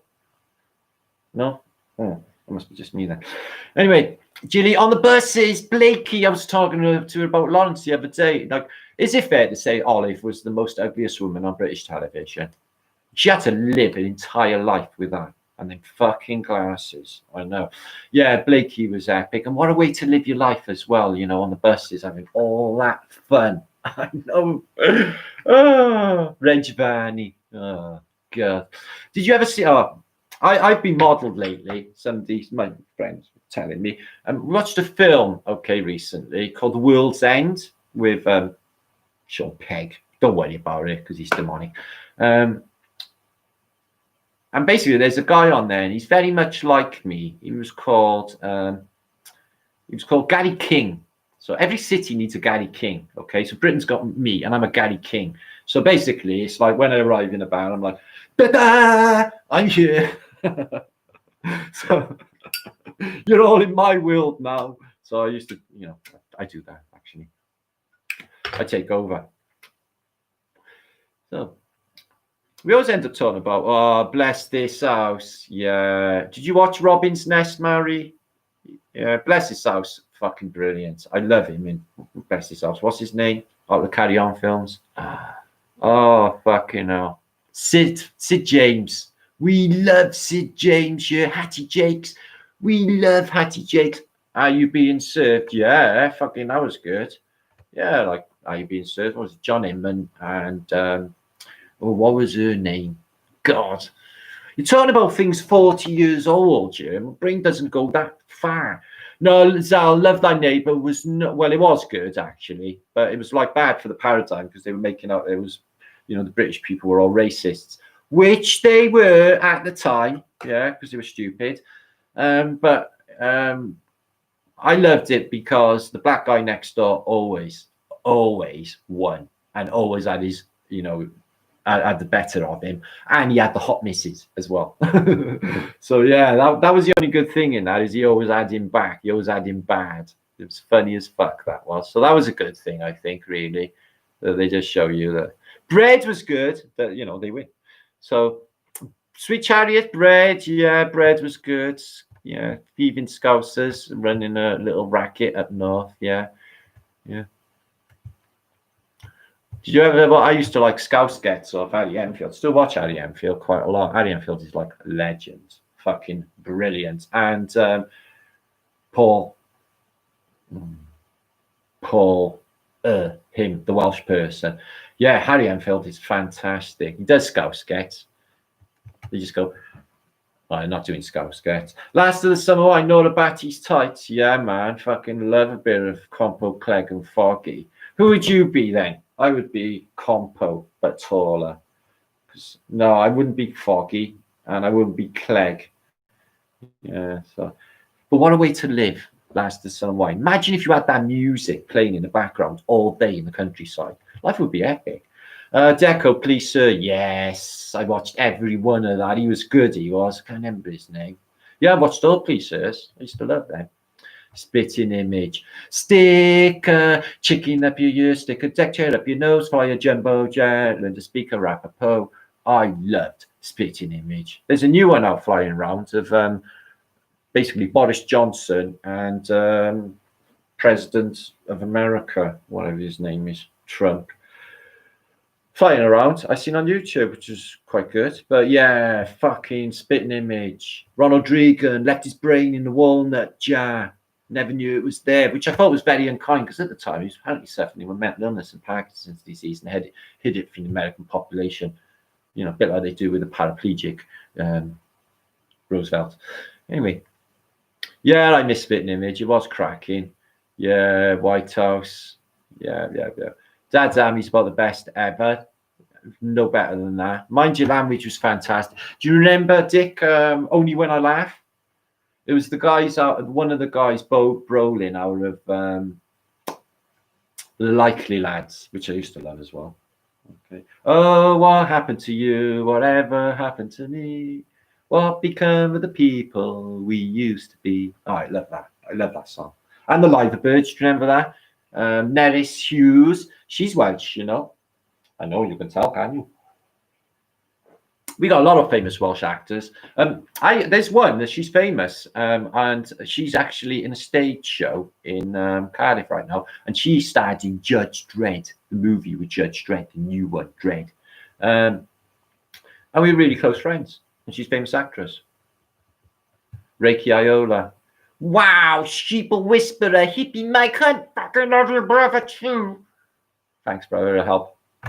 So, Sally, the young ones I talked about only a day ago, because Zach, who is a Good Times for All, basically they all been showing, and they showed on Globebusters last week, a footage of the TV show or the documentary that was out a good few years ago now with Rick Mail called One by One, which was an apocalyptic film, or they were going to kill 95% of the population, and he spills it all out. There's one part where he stares at the camera and he lets you know, switch off your fucking telly now. But I can't tell you why. There's something coming, sort of thing. Anyway, short time later, I think he's going to spill the beans on Stephen Fry and all that fucking thing going on. Anyway, he ends up dead. Okay. Heart attack or some bullshit. But about a year after, he'd had a really bad quad accident. Same as Ozzy Osbourne had a quad accident around the same time. So he fucks himself up completely. So maybe mechanical failure. And then he's killed a little time later. So Rick Mail, right, was a fucking true legend. Yeah, this is the New Statesman. He was a genius in that. Yeah, Blackadder. He was ace. Yeah, he won the war with his knob. He was ace. Okay. And the young ones. Rick is still a virgin. Yeah. Neil, orange peel. This is your conscience speaking. Yeah. It's the best program that was ever made. Do you not agree? Yeah, I know. So you probably don't know if you're in America, but if you are, go on YouTube, put in the young ones. You have all the best bands, Dexys Midnight Runners, Motorhead, fucking Madness. This stuff's like biblical. Yeah, no. God, you turned us on to the Eagles and stuff, guys. Yeah, we didn't have like the Eagles or Steely Dan or all these, Crosby, Stills and Nash. We can't thank Neil Young for you because I believe he's Canadian, but Crosby, Stills and Nash, thank you for. Oh, Nash is a Briton, isn't he? Oh, well, we can thank you for two of them. Jimi Hendrix was American. Oh, no, the other two were British, weren't they? Oh, God. British culture has spilt out everywhere, hasn't it?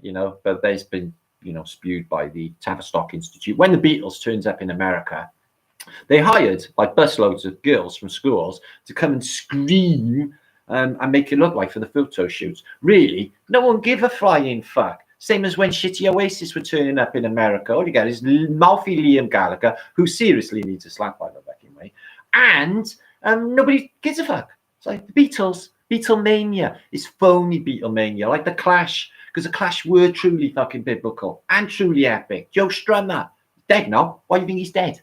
Yeah, I know. I fought the law and the law won. Right. So, hated the damn Beatles. No, Captain Rankin. I would honestly say I wasn't at all a Stones fan. I was very, very much a Beatles fan.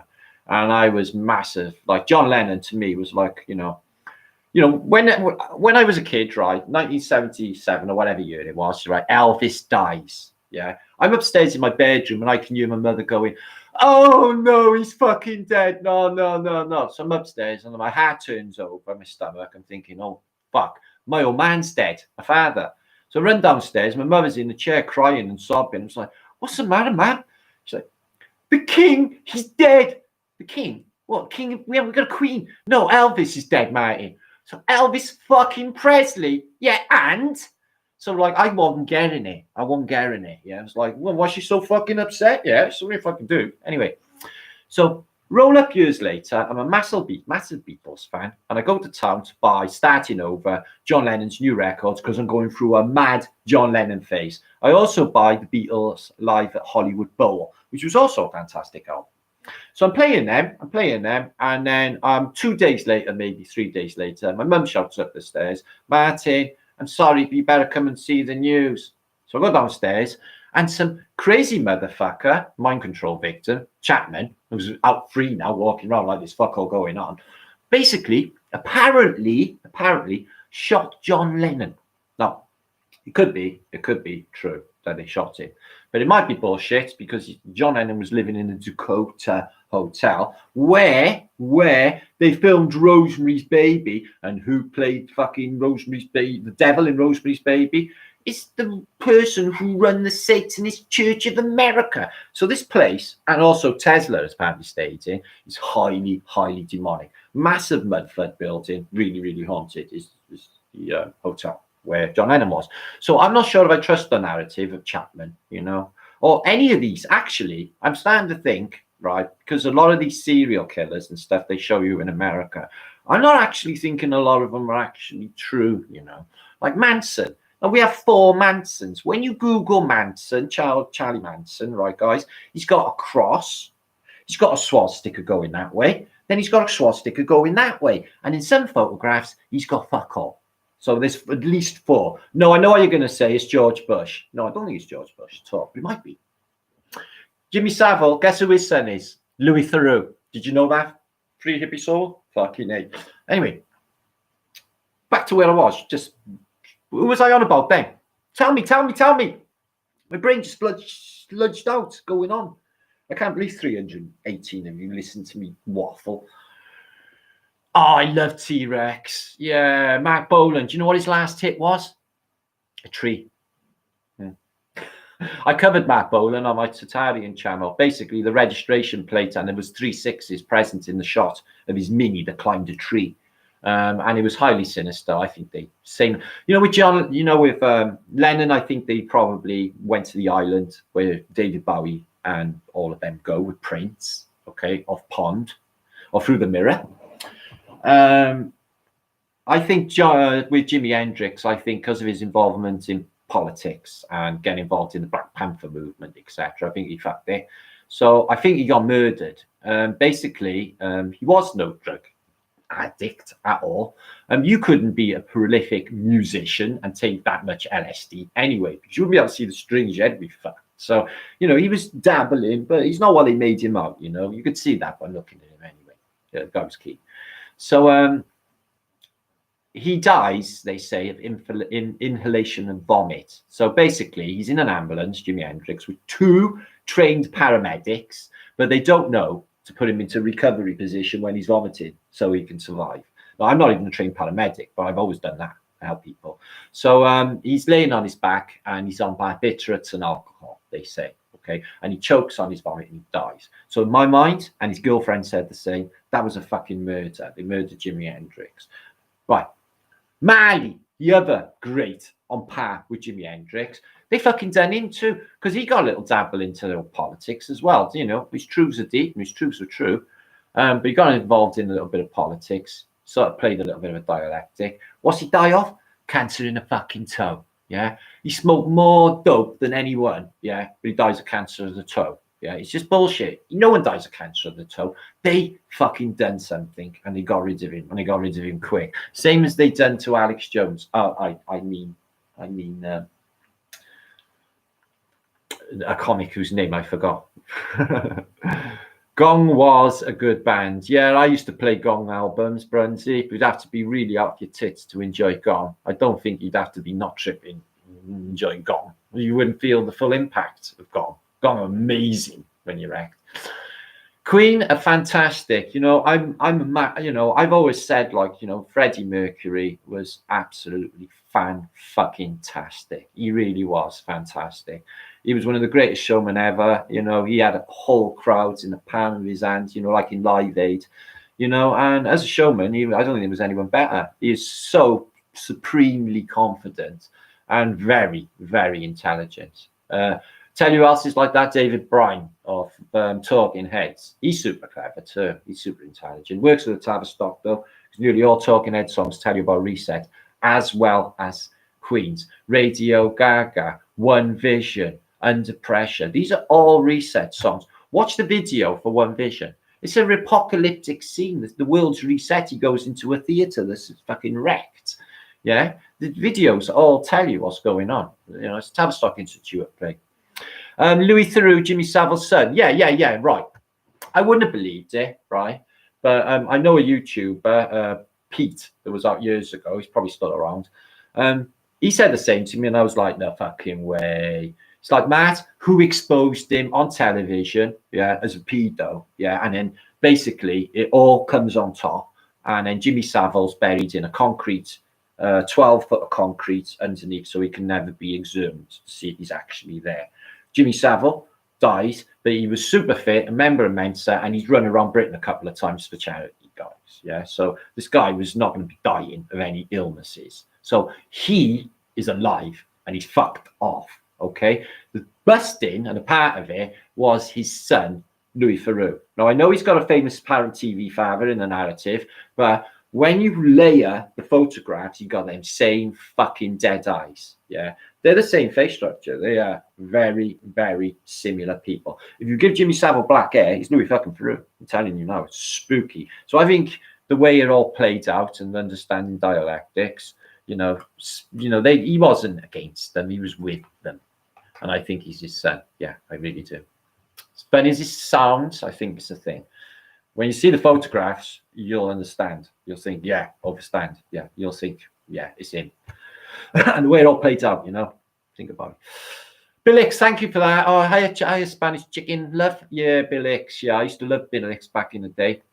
He'd done a brilliant speech. It's all right. He talks about subjective reality, but then he gets to the end and he said, "We save all of our money for humanity." And you're like, "Yes, this is the best speech ever." And he goes, "We can spend it all on space exploration." And you're like, "Fucking great." So yeah, for that token, no, he should have been a flat earther. Drop Dead Fred was a low point in Rick Mills' career when he went to Hollywood. Yeah, that was his worst role. Yeah, he was always fantastic, and I don't know what they made him do in Hollywood, but he lost all his fantastic for that film. So that's what Zach said to me. He said, "Oh yeah, I watched Drop Dead Fred. He's fucking brilliant." I said, "What? He's fucking shit in that. You should watch the young ones. Watch Bottom. Watch Eddie fucking Hitler, guys. Yeah, batter one another with frying pans. I don't think there's anything better.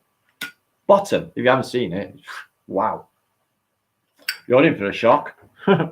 Anyway, love my dad, the word. Peach Cakes, I love my dad, the word. Oh, I love your dad too. Say hi. Do you remember the word? Well, it was a sort of program like with, they used to have pop stars on there and bands playing, and they used to have famous celebrities. And one time they had a paralytic drunk Oliver Reed come on. Somebody said in my comments today, "Do you know if Oliver Reed was around now, Matt? I reckon he'd be a big fan of Flat Earth British. In fact, I think you'd be good mates with him." I was like, I've already thought it. I've already thought years ago. Oliver Reed was around. He'd be my mate to go and get fucked up with, fucking go and hang around with. Yeah? Oliver Reed would definitely have dug me. Yeah, he's like me anyway. But yeah, he turns up on the word paralytic drunk, and he basically ended his career and all credibility. Started to take clothes off and act really deplorably. It was really bad. But when he was on Bill Carson, it was a different story. He was absolutely fantastically drunk. I just dropped my ashtray on the floor. He was fantastically drunk, held it really well. Sorry. So last little shout you all, because it's getting late here. 300 odds of you. Rob, make sure to go over to Martin Liedtke channel if you haven't seen my video of last night. It's very enjoyable. Okay. And we had a documentary in it. Not going into details, but it was highly interesting. We learned something that we never knew before. Or not, as the case may be. It doesn't even matter. It was all fun anyway. Magic Beans, Jack and the Beanstalk. Watched it recently. Definitely big cluage. Yeah. Higher Realm, Giants. Yes, I know. Spanish Chicken says, "The only Janice I like was Samantha Janice." Oh, yeah. Now you're talking. She was Samantha Janice. 4 candles only smoke. Do you think that's still funny? Yeah, I think it's probably always going to be funny, isn't it? So, yeah, we love 4 candles. We love. I don't know if we should trust the 2 Ronnies. Anyway, I know the little Ronnie's all right, but I'm not so sure about Ronnie Barker. You know, Tell Me Porridge was an epic. Yeah, yeah. And what about poor old Beckinsale? Yeah, he died. Yeah, and he was young and really cool. Yeah, Richard Beckinsale. But fortunately, the best thing that ever came out of this was he had a daughter, Kate Beckinsale. Yeah, weren't we lucky? So yeah, for Porridge, there was an absolutely epic outcome at the end, I find. So, what are you saying, Kate? Yeah, William. Yeah, I know. Martin, are you and P doing another video together? Working together? Well, Raingill, special announcement just for your fine self and everybody else. I was talking to Autodidactic, who is Campbell, yesterday, and he is having words with also UAP, and we are fixing up a hangout for very, very soon. I wanna see Wooden Nichols as well. Just really love that dude's stuff. That's what you say, Louise. Sophie Louise, love. Nice to see you tonight, Martin. Oh, thanks. I know. I thought I'd basically come and hang around, and I've had a bit on my mind with the lockdown. It's been a bit upsetting, all of it, really. Fucking. Anyway, like I said, guys, we'll just ride it and better than before and come out the other side super fantastic. Fuck these lot. Epic. Thank you, Mr. Mina. Daz, good to see my brother. In UK, in Wales, in 1984, had a fight with a policeman. I broke a bottle, last sausage roll in a village, fate. Just over culture over there. Yeah, it's just normal life over here. We had a band dance in St. Fagans once. We had a massive rumble with all the farmers up there when we were skinheads. It was fucking carnage. Do you know they called the SPG, Special Patrol Group, all like basically vans with lights on top and all men coming out with shields and motorbike helmets on going, fuck. So yeah, that happens. It was like normal life back in the day. It was nothing for the the SWAT to turn up. Yeah, I know. Life's changed so much, hasn't it? It was very dramatic. It was very there was a lot of feeling back in the past because everything was really edgy and life is the same now. I do get an edgy life, but I mean, it's almost like everyone's shrouded over and just dopey and not really in the world. It's just everyone's not in it. It's just really strange. It was completely different years ago, guys. Everything was sharper, better. Anyway, I'm going to be going very shortly. I'm running out of steam here. Make sure we send Lee Flat of British Loves. Let's get him back over. Okay, I'm a bit concerned about him and his noggin. Okay, make sure we sort him out because he's on my mind. On my Brian. What about fluorides? Calcifies pineal gland. I'm in a city without fluoride apparently, and I don't have too many fluoride products. Don't have anything really, so maybe that helped. But I was pretty awake in the beginning anyway. Ding the ding ding ding ding. Listen, Cad and Sweeney was the epicest ever. That's the way people should live. Yeah, 40 bags a day and a bottle of whiskey in the fucking cupboard. That's what you want. And then go out and have a double barrel shotgun battle with some losers. That's what you want. So yeah, it was pretty epic. That was Britain. That was real life. Sweeney, if you don't know, it means Sweeney Todd, which is Cockney rhyming slang for flying squad. They used to deal with bank robbers and dangerous criminals back in the day, don't you know? I know. You learn a lot on you, don't you? I know. Are we still talking about Samantha Janus, Jap? You haven't stopped thinking about her yet. Samantha Janus. No, mate. I think you're way off there. Way off. Minder's fucking epic. Arthur Daly, a little dodgy maybe, but underneath, he's all right. Yeah, you can trust Arthur for a few sobs. He won't rip you off down the Winchester. Not fucking Arthur. He's a mate of mine anyway, Arthur. Fabulous actor, George Cole, as well, wasn't you guys? See him in the old films, in the black and white films in the old days. Absolutely fabulous actor. So, Lee, we're calling you back. Memory Man. Some of my favourite channels. Brilliant days. Mr. Mina's loving it. He's buzzing. Alcohol is bad news. It's just, it is. I've never been a fan. I will drink socialness and all of that, but as a way of life, I find it detrimental to health. I can feel myself fucked if I drink it, and it's just it's just not me anyway. It's just not me. So I couldn't fucking drink anyway.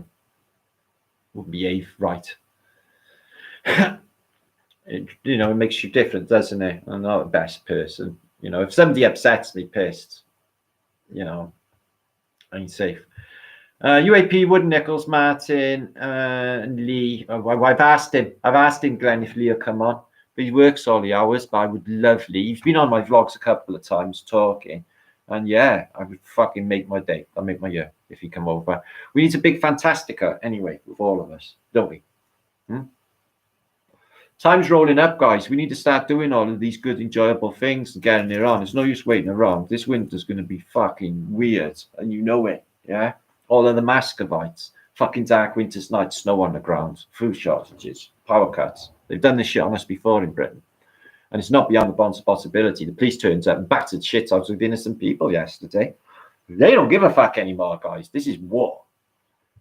Am I wrong? Am I wrong? No, I'm not. It's them against us, guys.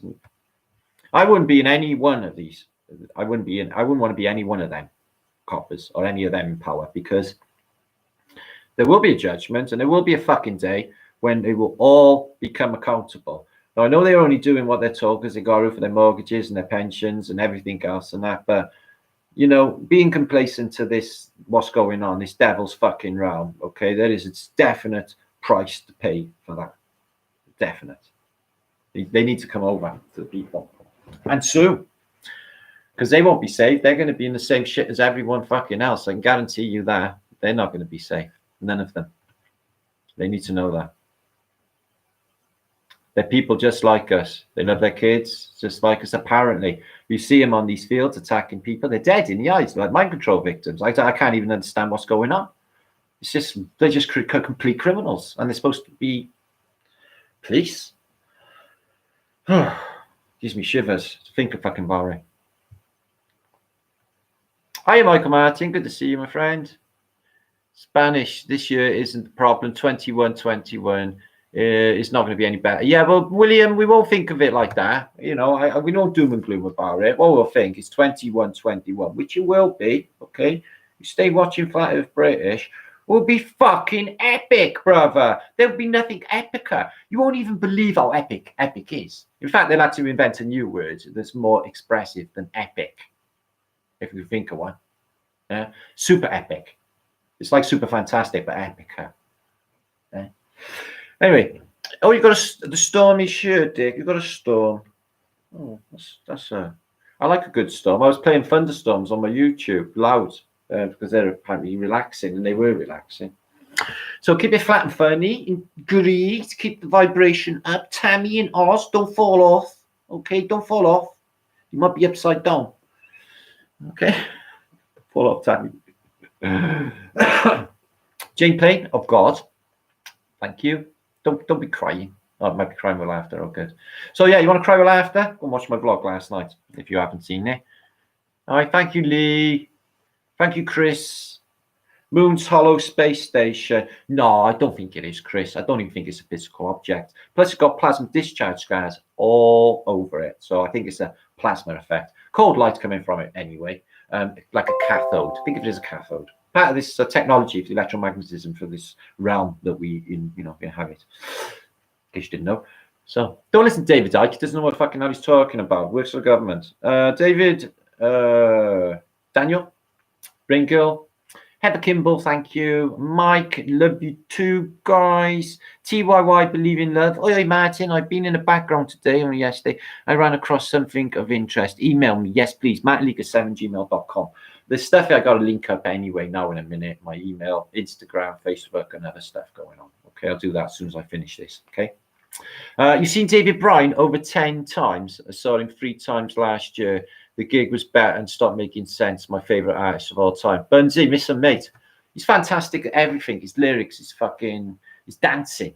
We said white men can't dance. That guy got fucking moves, guys. He's brilliant. Yeah. The way he interprets things, the way he sings, it's just they're fantastic. It's just absolutely really clever stuff. Really clever stuff. I love clever people like that. There's a few people like that. I thought Grace Jones was very clever back in the day as well. She had the You know, she had the eye on them all. She knew the score. Grace Jones. Yeah, there was a few really, really smart people back in the day. The new stuff. So, you try your best, Squirrel. You're a good brother, Nathan. Thank you for everything you do. Patrolling, making sure everybody's on a high. It's an important factor of Flat Earth Britishness to make sure nobody's vibration drops. Yeah, don't worry too much about him. Listen. When all of this comes to an end, he ain't even gonna fucking matter anymore. I guarantee you that. Trust me, no. I'm just telling you now. He won't be a fucking factor. I'm sick of people shouting him and saying he's some sort of fucking cultural hero. He's not. He's a fucking stinking rich dude who lives. He's king of the Isle of Wight. He's not one of the people. He's probably never been in a council of fucking states. Just no. Sorry. Really annoying to me. Fantasy Island. The plane, the plane. Yeah, it's fucking epic. Love Fantasy Island. Yeah, this place there's a pandemic, guys. They just locked the whole of humanity down. You think they're not playing fucking dialectics? Fuck me. They knew this shit was coming on. They had ages to plan about how this was going to be carried out. Yeah. Fucking wait for him to finish first and then fucking pile of fucking Babylon in, not 20 minutes before to make sure that he don't say shit though. Yeah. Whatever. Fucking stupid to believe that's a reality. Double agents, a bit more than that here, y'all. It's triple. But he ain't with us. I can tell you that now. I know I don't care if I'm not popular saying it, because it's fucking real truth. Is just don't fucking just no. Like you said, real truth is fucking king. Russell Brand's a cunt now, Spanish chicken, but he wasn't before. Yeah, and he's well in the establishment. You know, when he was running the Truths, that YouTube channel, and he packed it in, it was when the Flat Earth hit the scene. I thought, yeah, you got to fuck off now because the Flat Earthers are out a year. And he did. He fucked off with the Truths. But he went to New York on a weekend and he just like meets Donald Trump like it's no problem. How is this guy so super fucking connected? He was just some dude off Big Brother. All of a sudden, he can meet world leaders or everyone. It's really strange, but it's not because he's that bitch, isn't he? So yeah, Brand's their bitch, and he's another person I think about confronting and having a word with, and there is some sort of possibility along the way that I could. I need to speak my mind on all matters. Yeah, I do. Time's running out, and I don't give a fuck. It just needs to be done right. It needs to be done true. The people won't have anyone on their side. That's what I was worrying about. I was thinking, holy fuck, it's just like they got fucking Coco the Clown, followed by Coco the fucking Clown, and who the people got now? Oh shit, I was thinking. Oh, and then the police turn up. It's like, so, fuck me. Jack shit achieved and got no one. And then it's just, so that was a winder. Wish I'd have been able to have the ability to be there.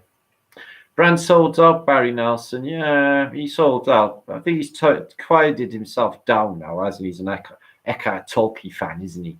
And he's all like, you know, meditates and gone on spiritual and everything else. But, you know, the paradigm he's in is called Sood spiritualism. He's a Sood. He's not really doing it. It's part of his act, you know, for attention. He's not following the spiritual fucking path at all. And doing what he does. Yeah, going in Olympic Games, play the sweetie fucking collector. Yeah, whatever. Fucking hell. That stuff burned him in hell anyway for what he did there. Wouldn't you agree? Fucking right. So take care, Dallas Fowler. I gotta go now as well, mate. I gotta get on. It's getting late. So make sure to thumbs up this. Share this out if you haven't. Thank you very, very much for popping by Flat Earth Bridge tonight. We're willing our blessed brother. Oh Lee, oh brother, where art thou? We worrieth so. Okay. We're sending love and good vibes to you. Just make sure to come back soon. Okay. I didn't mean to go on about like so much like and all of that. Sorry, it's a really nice chat. I'll sort all that out later. There will be a time. So thanks for coming. Thank you, Sophie, dear. Thank you, National Memorial Gardens. Nathan. Thank you, Alva Billy. Thank Mike James. Martin, I've not been following you long enough to know what my beliefs are. Like what you've said, I'm curious of your spiritual beliefs. Are you a believer in Christ? No, I'm not. I don't do any centralized religions, now you ask, whatsoever. I am christened, and I've been brought up in the Christian way because I'm in the paradigm of Phoenicia. I've been involved in Krishna consciousness for a couple of years early on, and I practiced Buddhism throughout my adult life. Okay. Do I subscribe to any centralized religious organization? No, I don't. Have I any belief systems? Yes, I have belief in myself and my friends and my peoples, okay, who are here today. Okay, I have belief in you all. I believe in you all, guys. That's what I believe in, because I think it's far more important than putting my belief in something non-tangible. Plus, I don't think we need a mediator to speak to God, if it was a thing, because basically what happened before Christ? Could we not talk to God then? Because we never had a mediator. You know, I'm a bit confused about all that, and all the ritual with the, you know, the eating of flesh and all that. I know it's symbolic, it's just a bit weird, and it's not me. Plus, I get creeped out in churches. I thought it was me. I thought it was evil, like the Antichrist. Yeah. So, like, you know, kicking and screaming when they start fucking talking, which I get creeped out. They sound to me like they're doing like devil worship or something, because they're like, omni departe. And isn't it funny, right, guys, when they have horror films, yeah, they're always talking in that strange Latin-y, religious-y tone, and they'll always have like quiet boys in the background, spookiness going on, which is all like spooky religion. It's all spooky. So yeah, I'm glad you asked. No, I'm just Martin, doing my own thing, in my own little happy little world, with my own friends, do my own thing. I don't need any outside influence. I am in communication, or I am communicating or communicating with the Most High, which is the universe, or the reality, or the realm, or the creator of whatever this is, the simulation, if you like. So that's what I do. That's just me. But I am a very highly spiritual. I'm probably one of the most highly spiritual people that I know. I have spiritual practices that I do every day with my joss sticks and my 432 Tibetan singing bowl. And I have a couple of little routines that I do mentally daily. So I'm very highly spiritual. But religion, no, sucks, man. Sucks. I can't be having people telling me what to do anyway. It's rubbish. Say 10 Hail Marys. No, you say 10 Hail Marys, fucker. Yeah. Tell you what to do. You're gonna write.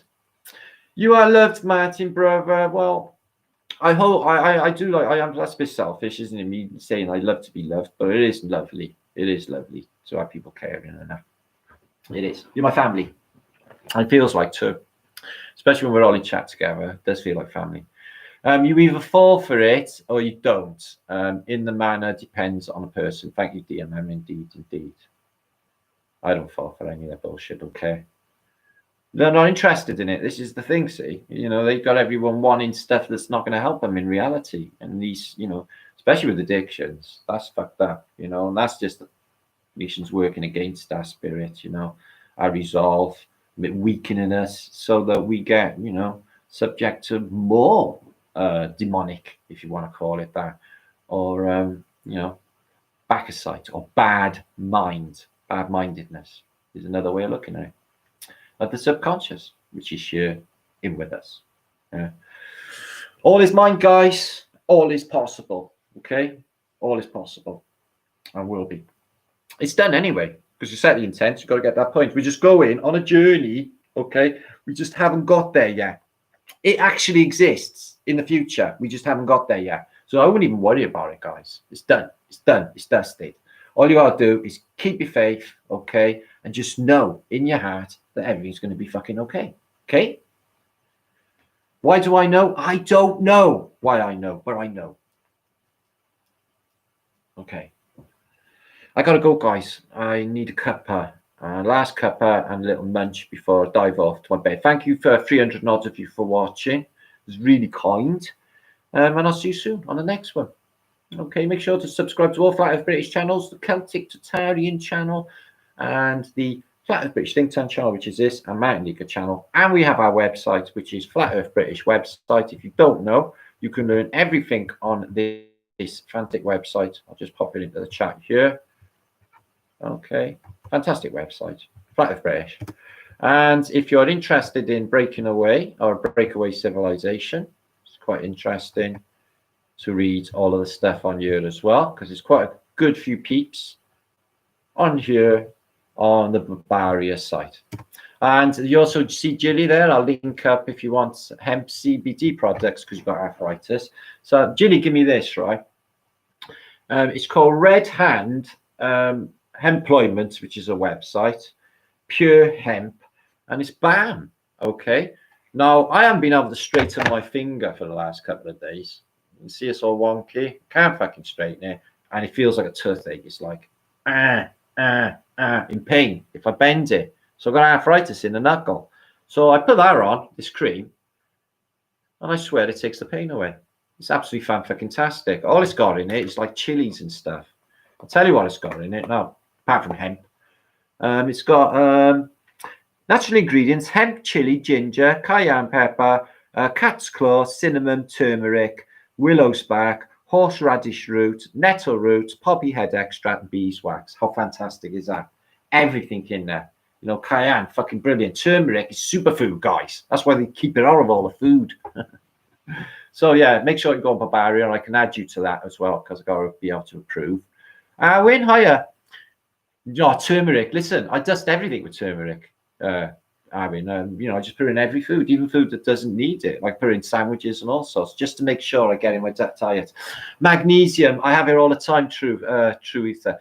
Basically, I know it sounds crazy, but there's sweets you can buy called Parma violets. They're only about 20p. They're a British sweet, so they're little violet sweets. When you read the packet, they got massive amounts of magnesium in them. So me and my son have like Parma violets, but to top of that magnesium, and it really does as well. So yeah, magnesium definite. I would agree completely. So make sure you get these superfoods in, you guys. Look after yourselves properly, okay? Watch how you live is my advice. I really don't have to listen to anything I actually say, but just loving intent to you guys. You know, it's going to be like weird, and you don't want any like crises or fucking problems when we got to deal with all the insanity we got to deal with. Is what I'm saying. So let's keep it together. Let's get to the other side of this craziness. Lockdown day one in Wales for, I don't know. I'm not taking any notice anyway. Win, I didn't take your temperature before you got you. Turmeric coffee, I'm going to try it. Yeah, you're all right. Okay, you're alive.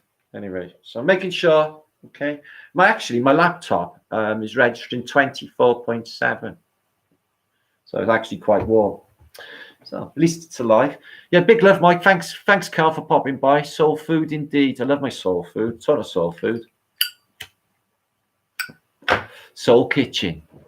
You will always find me in the kitchen at parties. Yeah, you will. Gonna miss you all. Oh, don't worry, dear man. We're around. Listen, get on my Instagram. There's little posts on there, and Facebook, man. I'll link it up. There's always something happening in Flat Earth British realm. It doesn't go quiet for long, and if it does, it's because I'm off doing stuff. Okay, Mish, thank you. Golden Milk, Heather Kimball. Watch out for my one arm. Okay, sorry to hear about your husband, Richard. Okay, Memory Man, what thing? I don't know because my brain's just gone to shit, mate. Flat Earth's 2017 consciousness. Yay, we're all right. We fucking are. We're fantastic consciousness, Flat Earth. That's a good name. You got Flat Earth and consciousness in the one title. I quite dig that. Canadummy says, pick your foods before the frost. Agreed. Frost is all right with spuds and cabbages and carrots because they're under the ground. You can get them to grow all year long, you know, as long as they're not too exposed under bushes and stuff to keep them off the hard frost. But yeah, you can grow them all year long in Britain. Turmeric, oat milk. I'm drinking oat milk. I got oat milk, but yeah, you reckon put turmeric in it? I haven't got any cayenne. I gotta guess so. All right, I'll try that, Caroline Hollis. Thank you for that. I love little help tips. Kitchen's best places at parties. Bertic, I'm always in a kitchen at parties. It's where the action is happening, isn't it? Yeah. Bong mixes. Bicarbonate of soda. Bicarbonate of soda is fantastic. Yeah, especially for people who are suffering with a big C, if it is a thing. Okay, which I don't. I think there's something else going on. Okay. I think when you understand your body and your body's rhythms, you get to a certain age, you certainly do. Your body will tell you what it needs, and you'll be able to take what it is accordingly. If it's lemons or some foods you've been fancying, which is why am I fancying that? It's because your body requires it. Yeah. You know, I used to carry like nails around with me all the time, like, so I would have iron. And I would find myself like just basically putting it in my mouth like an iron nail. And I was like, ugh, that tastes horrible. But my body was telling me that it needed something. Yeah, it's the iron. And also I used to eat coal as well as a kid. I was always nibbling a bit of coal and be like really rank and really gritty and all black stuff in my mouth. But that was my body telling me that I needed the carbon, you know? So I also suffered with some calcium deficiency as a kid because I had all these like little white things in my nails. So I'm not sure what I was deficient of back then, but the food was pretty rank in the 1970s. We all lived on Vista curries and pot noodles, don't you know? So awesome water. Thanks, my brother. Thank you, Dan Mac, MC. Thank you, Mr. Mina. Thank you, Darren Cole. Thank you, Lee Brogan. Thank you, Free Hippie Soul. Thank you, Memory Man. Thank you, Jab. Thank you, Glenn. Sketch. Thank you, Holy Smoke. Through the Ether. Awin, my brother. Lyndall. Thank you again, Lady, and all of you. Baking soda works too, agreed. Yeah, I know. So yeah, it's all there for us, isn't it? Barbaria, Iron, are you pregnant? No, Barbaria, Queensland, I hope not. Am I pregnant? Oh God, I don't know. Anyway, you're 33 degrees, Vertic. You want to watch that? Okay, maybe you should go and stand in the fridge and drop yourself a degree, or have a little trot on the spot and rise yourself a degree, okay? No, 33 here.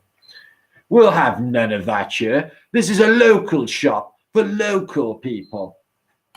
We didn't burn him.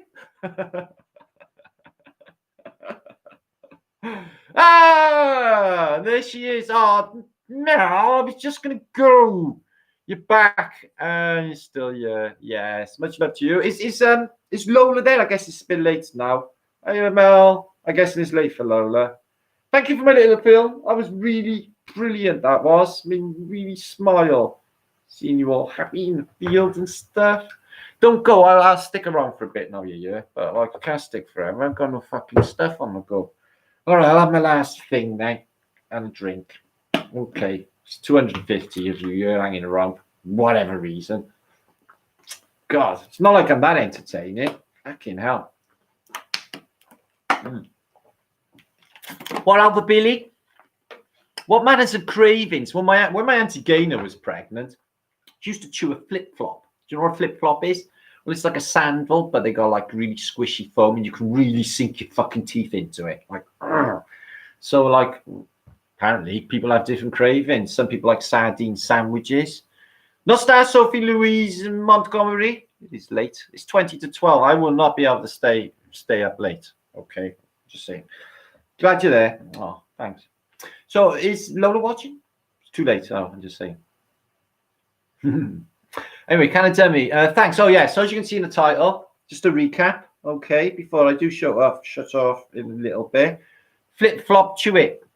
Yeah, I have tried biting a flip flop, and biting it is quite actually really satisfying. You can really fucking chunk your teeth into it. Oh, it's lovely. Anyway.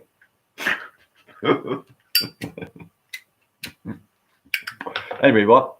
Mad, yeah. Anyway, we've been talking about television programs as well, Mel, again, because it always goes that way. Talking about Steptoe and Son and other, brilliant programs. And we've been trying to communicate psychically with Lee, Flat Earth British, because he's just went a bit radio rentals last week, and I've been really worried about him. And I don't want to think that, the information has made him go, radio rentals. So I'm trying to sort that out and getting back over. Okay, so we need to send love vibes right now, 250. This has been like 3 hours of constant love vibe, bitch. This guy must be like fucking literally levitating in his bed right now. Yeah, with the love vibes. It's like, I'm actually floating right now. What is going on? He don't talk like that. He talks like a cockney. I'm actually floating right now. What is going on? He don't talk like that either. I can't do Lee's voice. But it is cockney-ish.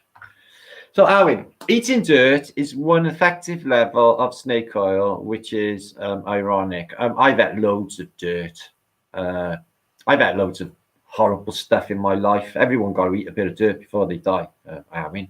Yeah. Do you know when you used to play football on the playing field, and people used to like tread in dog shit? Did you ever like, you know, because you were like playing football and the football was covered in dog shit and you butted the football or hit you in the mouth? And literally, I had like the tang, okay, dog shit when I was a kid once. So I don't know what that tastes like. Everyone got to eat a bit of shit before they die. Here you are, a bit drunk on homemade hooch. Oh, fucking hell. Are you all pissed? Am I the only sober one here? Huh? Homemade fucking hooch wipes you out, don't it, guys? It's like, oh, fucking hell. Single malt. Oh, homemade, that type. I was thinking homemade wine. Holy fuck. I bet that's fucking nuclear. Wow. No, man. That's not for me. That sounds dangerous. Fucking hell. Don't like to fucking split if you blow up. Jesus. Just saying. Anyway, when you eat, why are you always going about eating dirt? And why are you eating dirt? Obviously including poo-based dirt. Yeah, thank you, Owen. Let's just be grammatically correct. Did you ever flick shit on the end of a lollipop stick or something you didn't like? No, not me. Anyway. Gold color. I have my bong rips. So you're talking about, you make yourself, knock yourself out. Not literally, because that would be dangerous. Okay. Pure magic. Oh, really? No, I am sober. Sophie Louise Montgomery is sober. It's good state. Yeah, I'm not. It's none of my business anyway what people do with their life. I want to get fucked up and get fucked up. Just doing my own thing. Just saying that, you know, I just worry about friends who fucked up on it. That's all. Okay. Plus livers. Okay, especially little people. Okay, you've got really little livers. You can't take that much, like constantly. Just one of those things in life, you know. I'm just going through experience of what I've witnessed. That's all. You know, all my friends. You know, I'm actually 53 next week, guys. So all of my friends who I grew up with are gone, dead through drugs and through drink. I have one or two dotted around left. I mean, my gang and my peeps who I grew up with. One or two dotted around still, but they are not really in this realm at all. So none. I think one I could talk to with my kids or mates who was growing up, who's okay, just a one. All the rest are fucked. It's gone or dead. So that's what it does. I'm just saying, I've got an experience. I've lost two best friends. Two best friends, the same way, drink. One lifetime. No. I know. I'm not saying that. People are just look what I've got myself into. But anything is okay in moderation, and you don't drink every day anyway. It's fine. Okay. You know you got a problem when you start clucking like a junkie. Yeah. I'm all sweaty and I'm aching and I don't feel right. And a drink will make me feel better. Then you got addiction, just like smack or coke. Yeah. Then it's a problem. But you know, I was really a big drinker when I was in the merchant navy. You know, I used to drink vodka in the mornings, guys, and everything, and constantly fucking drunk for years, for decades, really, and everything else to go along with it. But it was just at the time, you know, it was not something that I knew I was going to carry on through my life with. It was just then, and I never, ever needed it.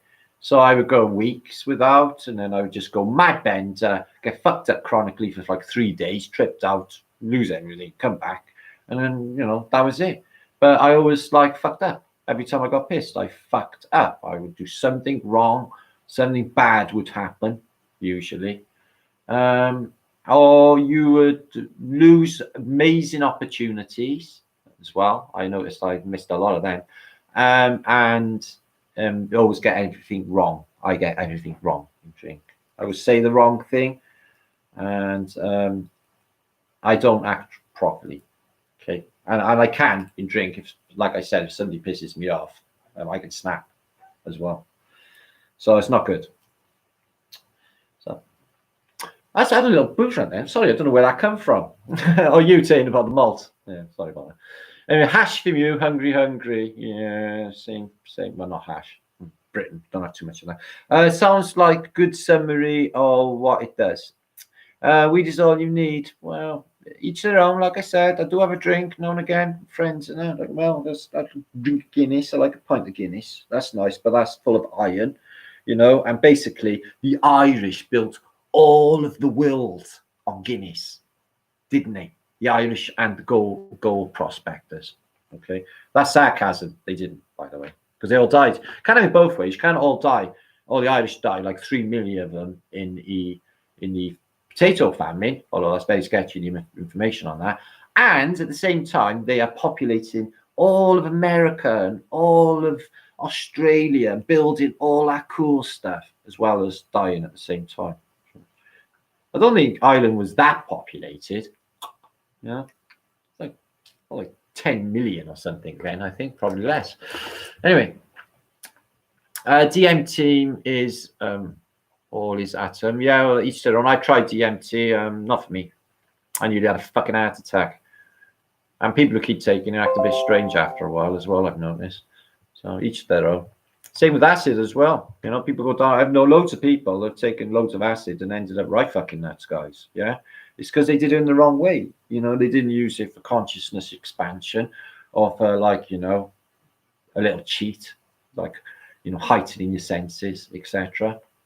They would just take it stupidly and ended up, you know, a few mates who ended up completely bananas because of all the tripping.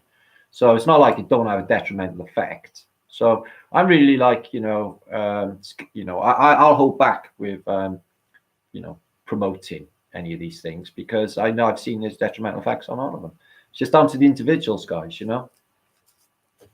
But I can honestly say, in 42 years of smoking, I've never known anyone to die of it. I've never known anyone to die of it or have any adverse effects at all. It's just all bullshit and weed. So, love Nottingham, Tartan Martin. Oh, look, yeah, we had a great time in up there last week. We went to Newstead Abbey, and somebody gave me some information about Newstead Abbey in my comments as well. My comments were absolutely fantastic today, by the way, on the Martinica channel. I was going through them. All of them were good. There's so much information. So I gotta go soon. I like my mouth is all numb from talking, tingly now because I've been talking forever. This is a place. What's that? This place is enough of a trip. Heather, it's trippy as fuck. I know loads of people who, yeah, shrooms, microdose shrooms. And when you're reading to microdosing, there's enough doctors and academics to use it for, you know, invention and for consciousness expansion to make them better so they can get these ideas and stuff working. So it is, you know, an amazing, amazing substance. There's no way that that's not there for us, the mushroom. I mean, there's no way. And for us to have receptors in our minds for cannabis. You know, the cannabinoids linked to these receptors, you know, and not too many mammals do, you know. Quinky dink? I think not. I think this is a definite thing, a symbiosis of something that we as people are meant to have. Okay, this is our right. Okay, including psychoactives as well. For spiritual purposes, all shaman have them, you know, for spiritual purposes, for commune with the other realms, maybe, like the fairy realms. Yeah. I think the fairy realm is a place. I do. There's been evidence over the years. I don't know whether you know about changelings. They think the lead singer of Radiohead, Tom Thorpe, to be a changeling. But in Ireland and other places, Wales as well, back in the 1800s, people were saying that their wives or their husbands were not their wives or husbands, and they had been replaced. So the idea is, and also with babies as well being replaced, but more adults, what I'm talking about. So you're not my wife, okay? You've been replaced. This happens a lot, apparently. So the idea is you get, I think it's about 3 months, or it's a certain amount of time. I think it's between the new moons, okay? That you have to get the original person back out of the fairy realm. And there's been other cases as well of this happening. So what happens is the person is being abducted, or if you like, or slipped over into the fairy realm. And they put a fairy replacement in its place called the changeling. Now, there's another narrative for this. You can Google it, and it talks about a case in the South Wales Valleys back in the 60s, where a police officer, a Mr. Evans, was actually arrested in suspicion of murder. And what happened, he was walking in a country path with a friend, and they heard sort of bells and sounds coming from the wood. And his friend jumped over the stile and he ran across the fields, and he was saying, policeman, no, don't bother, don't worry, we'll leave it. And he ran across the fields and disappeared. But there was what was apparently some sort of circle, or like, if you like, crop circle, something left there, where the fairies all dance in a circle, creating a toroidal. So he disappeared, and the cobbler got sort of arrested in suspicion of murder because this guy, after days, never turned up. And he's telling them the story, and they're like, yeah, you're fucking nuts. Anyway, weeks went by, and the people in the village heard this guy. They could hear him shouting in the woods, like, I'm here, blah, blah, blah. So anyway, this 3 weeks or whatever between the new moons went by because people were aware of changelings. And they went to this place, and they literally have just manifested all of a sudden. Yeah, it's supposed to be witnesses to this as well. The fairies dancing in a circle, and this person, okay, this guy, is in the middle. And they literally, he gets grabbed out, and this is like the doppelganger goes in back to the replacement. That fizzles out. They went back into the fairy realm through that portal. Job done. So yeah, you can replace them back, but they've got a narrow window of time. But you can look that up. I tell you, used to go on about that was David Wilcock. You read, I got a few of his books, David Wilcock, and in one of them he talks about that case of the doppelganger. Doppelgangers is another name for him. Okay. So, Solid Rock, hiya.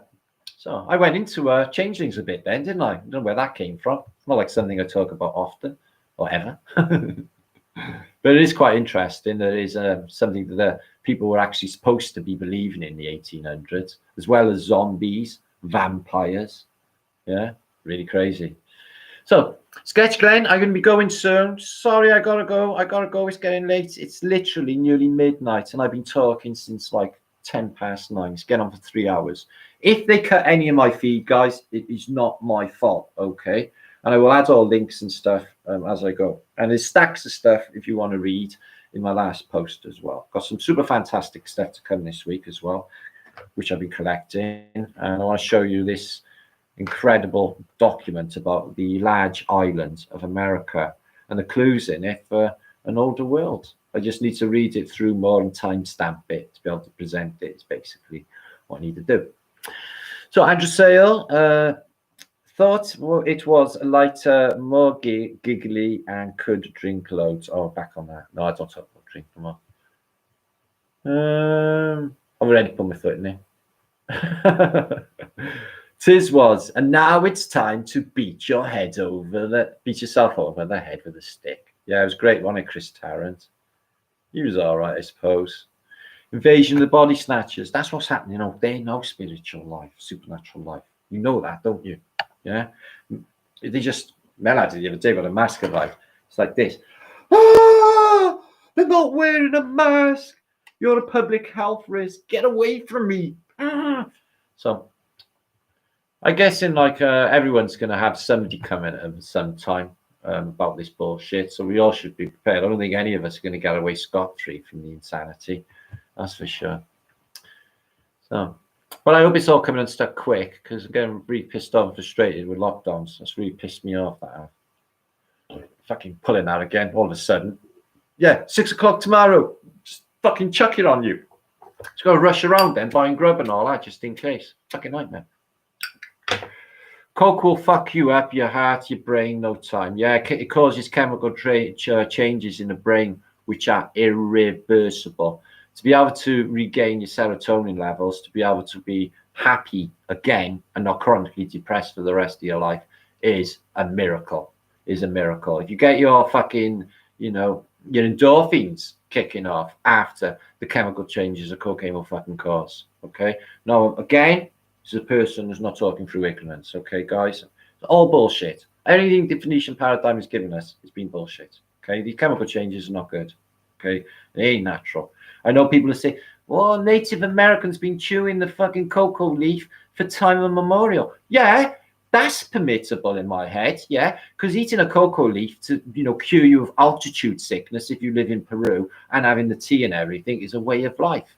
I get that, so no problem with that. I'm talking about the stuff that's based with petrol and chemicals that's made in oil can in some fucking dirty fucking shack in Mexico is what I'm talking about, guys. Yeah, that dirty shit.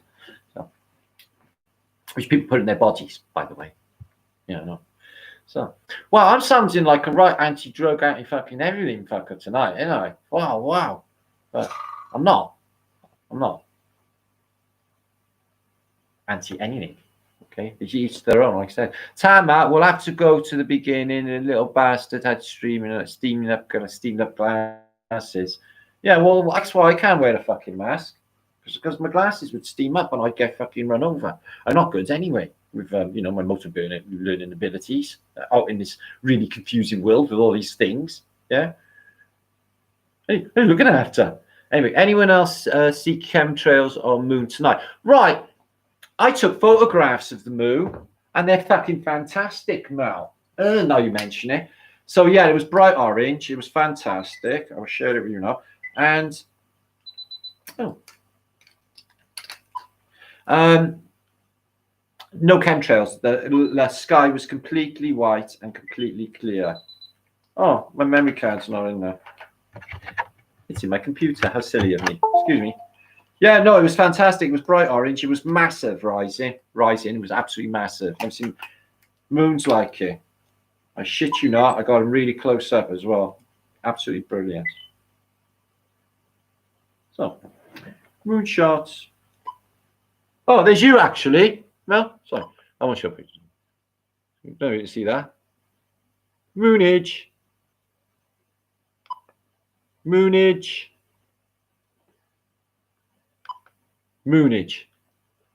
So pretty fucking cool. Yeah, it was fantastic. It's Harvest Moon, isn't it?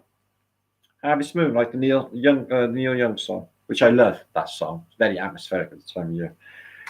I smell that smell. It's that time of year again. Clocks go back. Railway track. Let me take your temperature before I go. Make sure you're all right. Fantastic. Okay. Well, watch your toes. Don't touch your face. Okay? And everything will be dandy.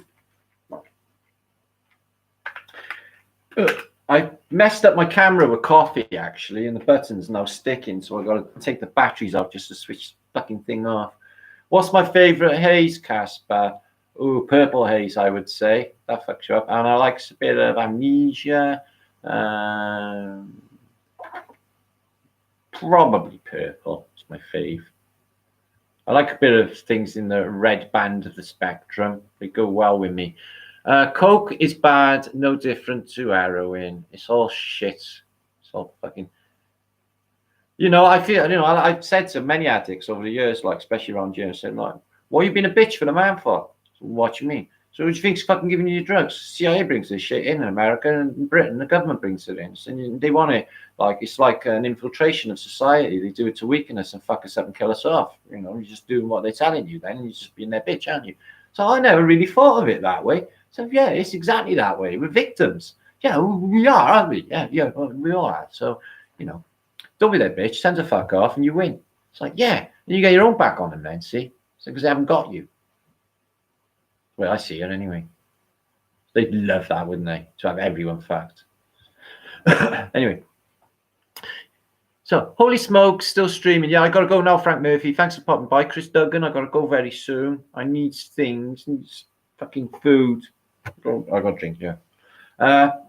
Conspiracy. Awesome water. Good moon. No trails here. No, nothing. It was a beautiful, clear blue sky.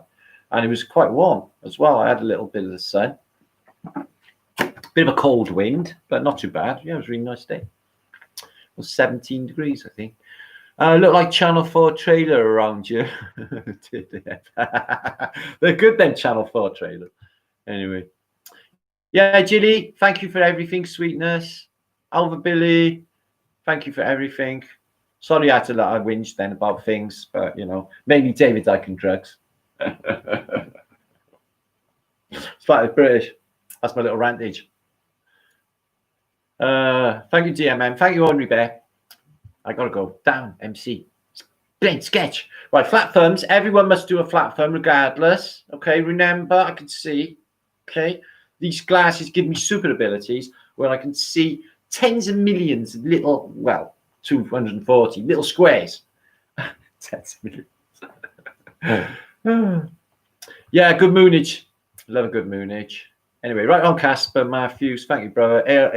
AL. Lots of abnormal stuff around the sun. Yeah, the sky's weird, and that red light thing, whatever it is, doesn't look like Mercury to me. Something else going on. The sky's not acting the way it used to. Something else is going on. Okay, in the sky, definitely, in my mind. Well, that's what Antiquity tells us as well, and the Phoenicians. So, don't do drugs, just smoke weed. Good for you, Joey. Fun night, thank you. Stay you. Flat thumbs, love you. No, I can't stay, but I gotta fuck off, mate. It's late here. It's 12 o'clock. I got to get on. We talking for 3 fucking hours. Yeah, 3 hours. My mouth's all like tingly now from talking. People can actually like talk themselves to death, you know. I can just fucking just pass out now just from talking. Nicest man. Speak tomorrow. All right, thanks, Mel. Oh.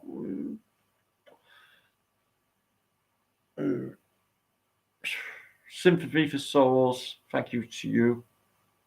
Casper, Frank Murphy, Sweet Pea. I love the smell of Sweet Pea, Sweet Pea. They're the best, aren't they? Nice this time of year. Michael De Silva, piss off. I'm going now, mate. Fucking hell. Don't shout at me. I'm fucking off. Wow. All right, thanks, Mish.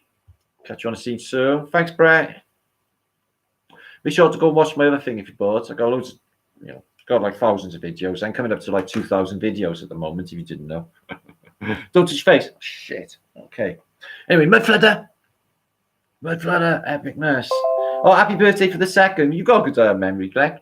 Oh, I told you. All right, then. Yeah, I don't do birthday celebrations. I do soul days. And I won't be doing much anyway. I'll be going live and hanging out with you guys probably. Make sense? Okay.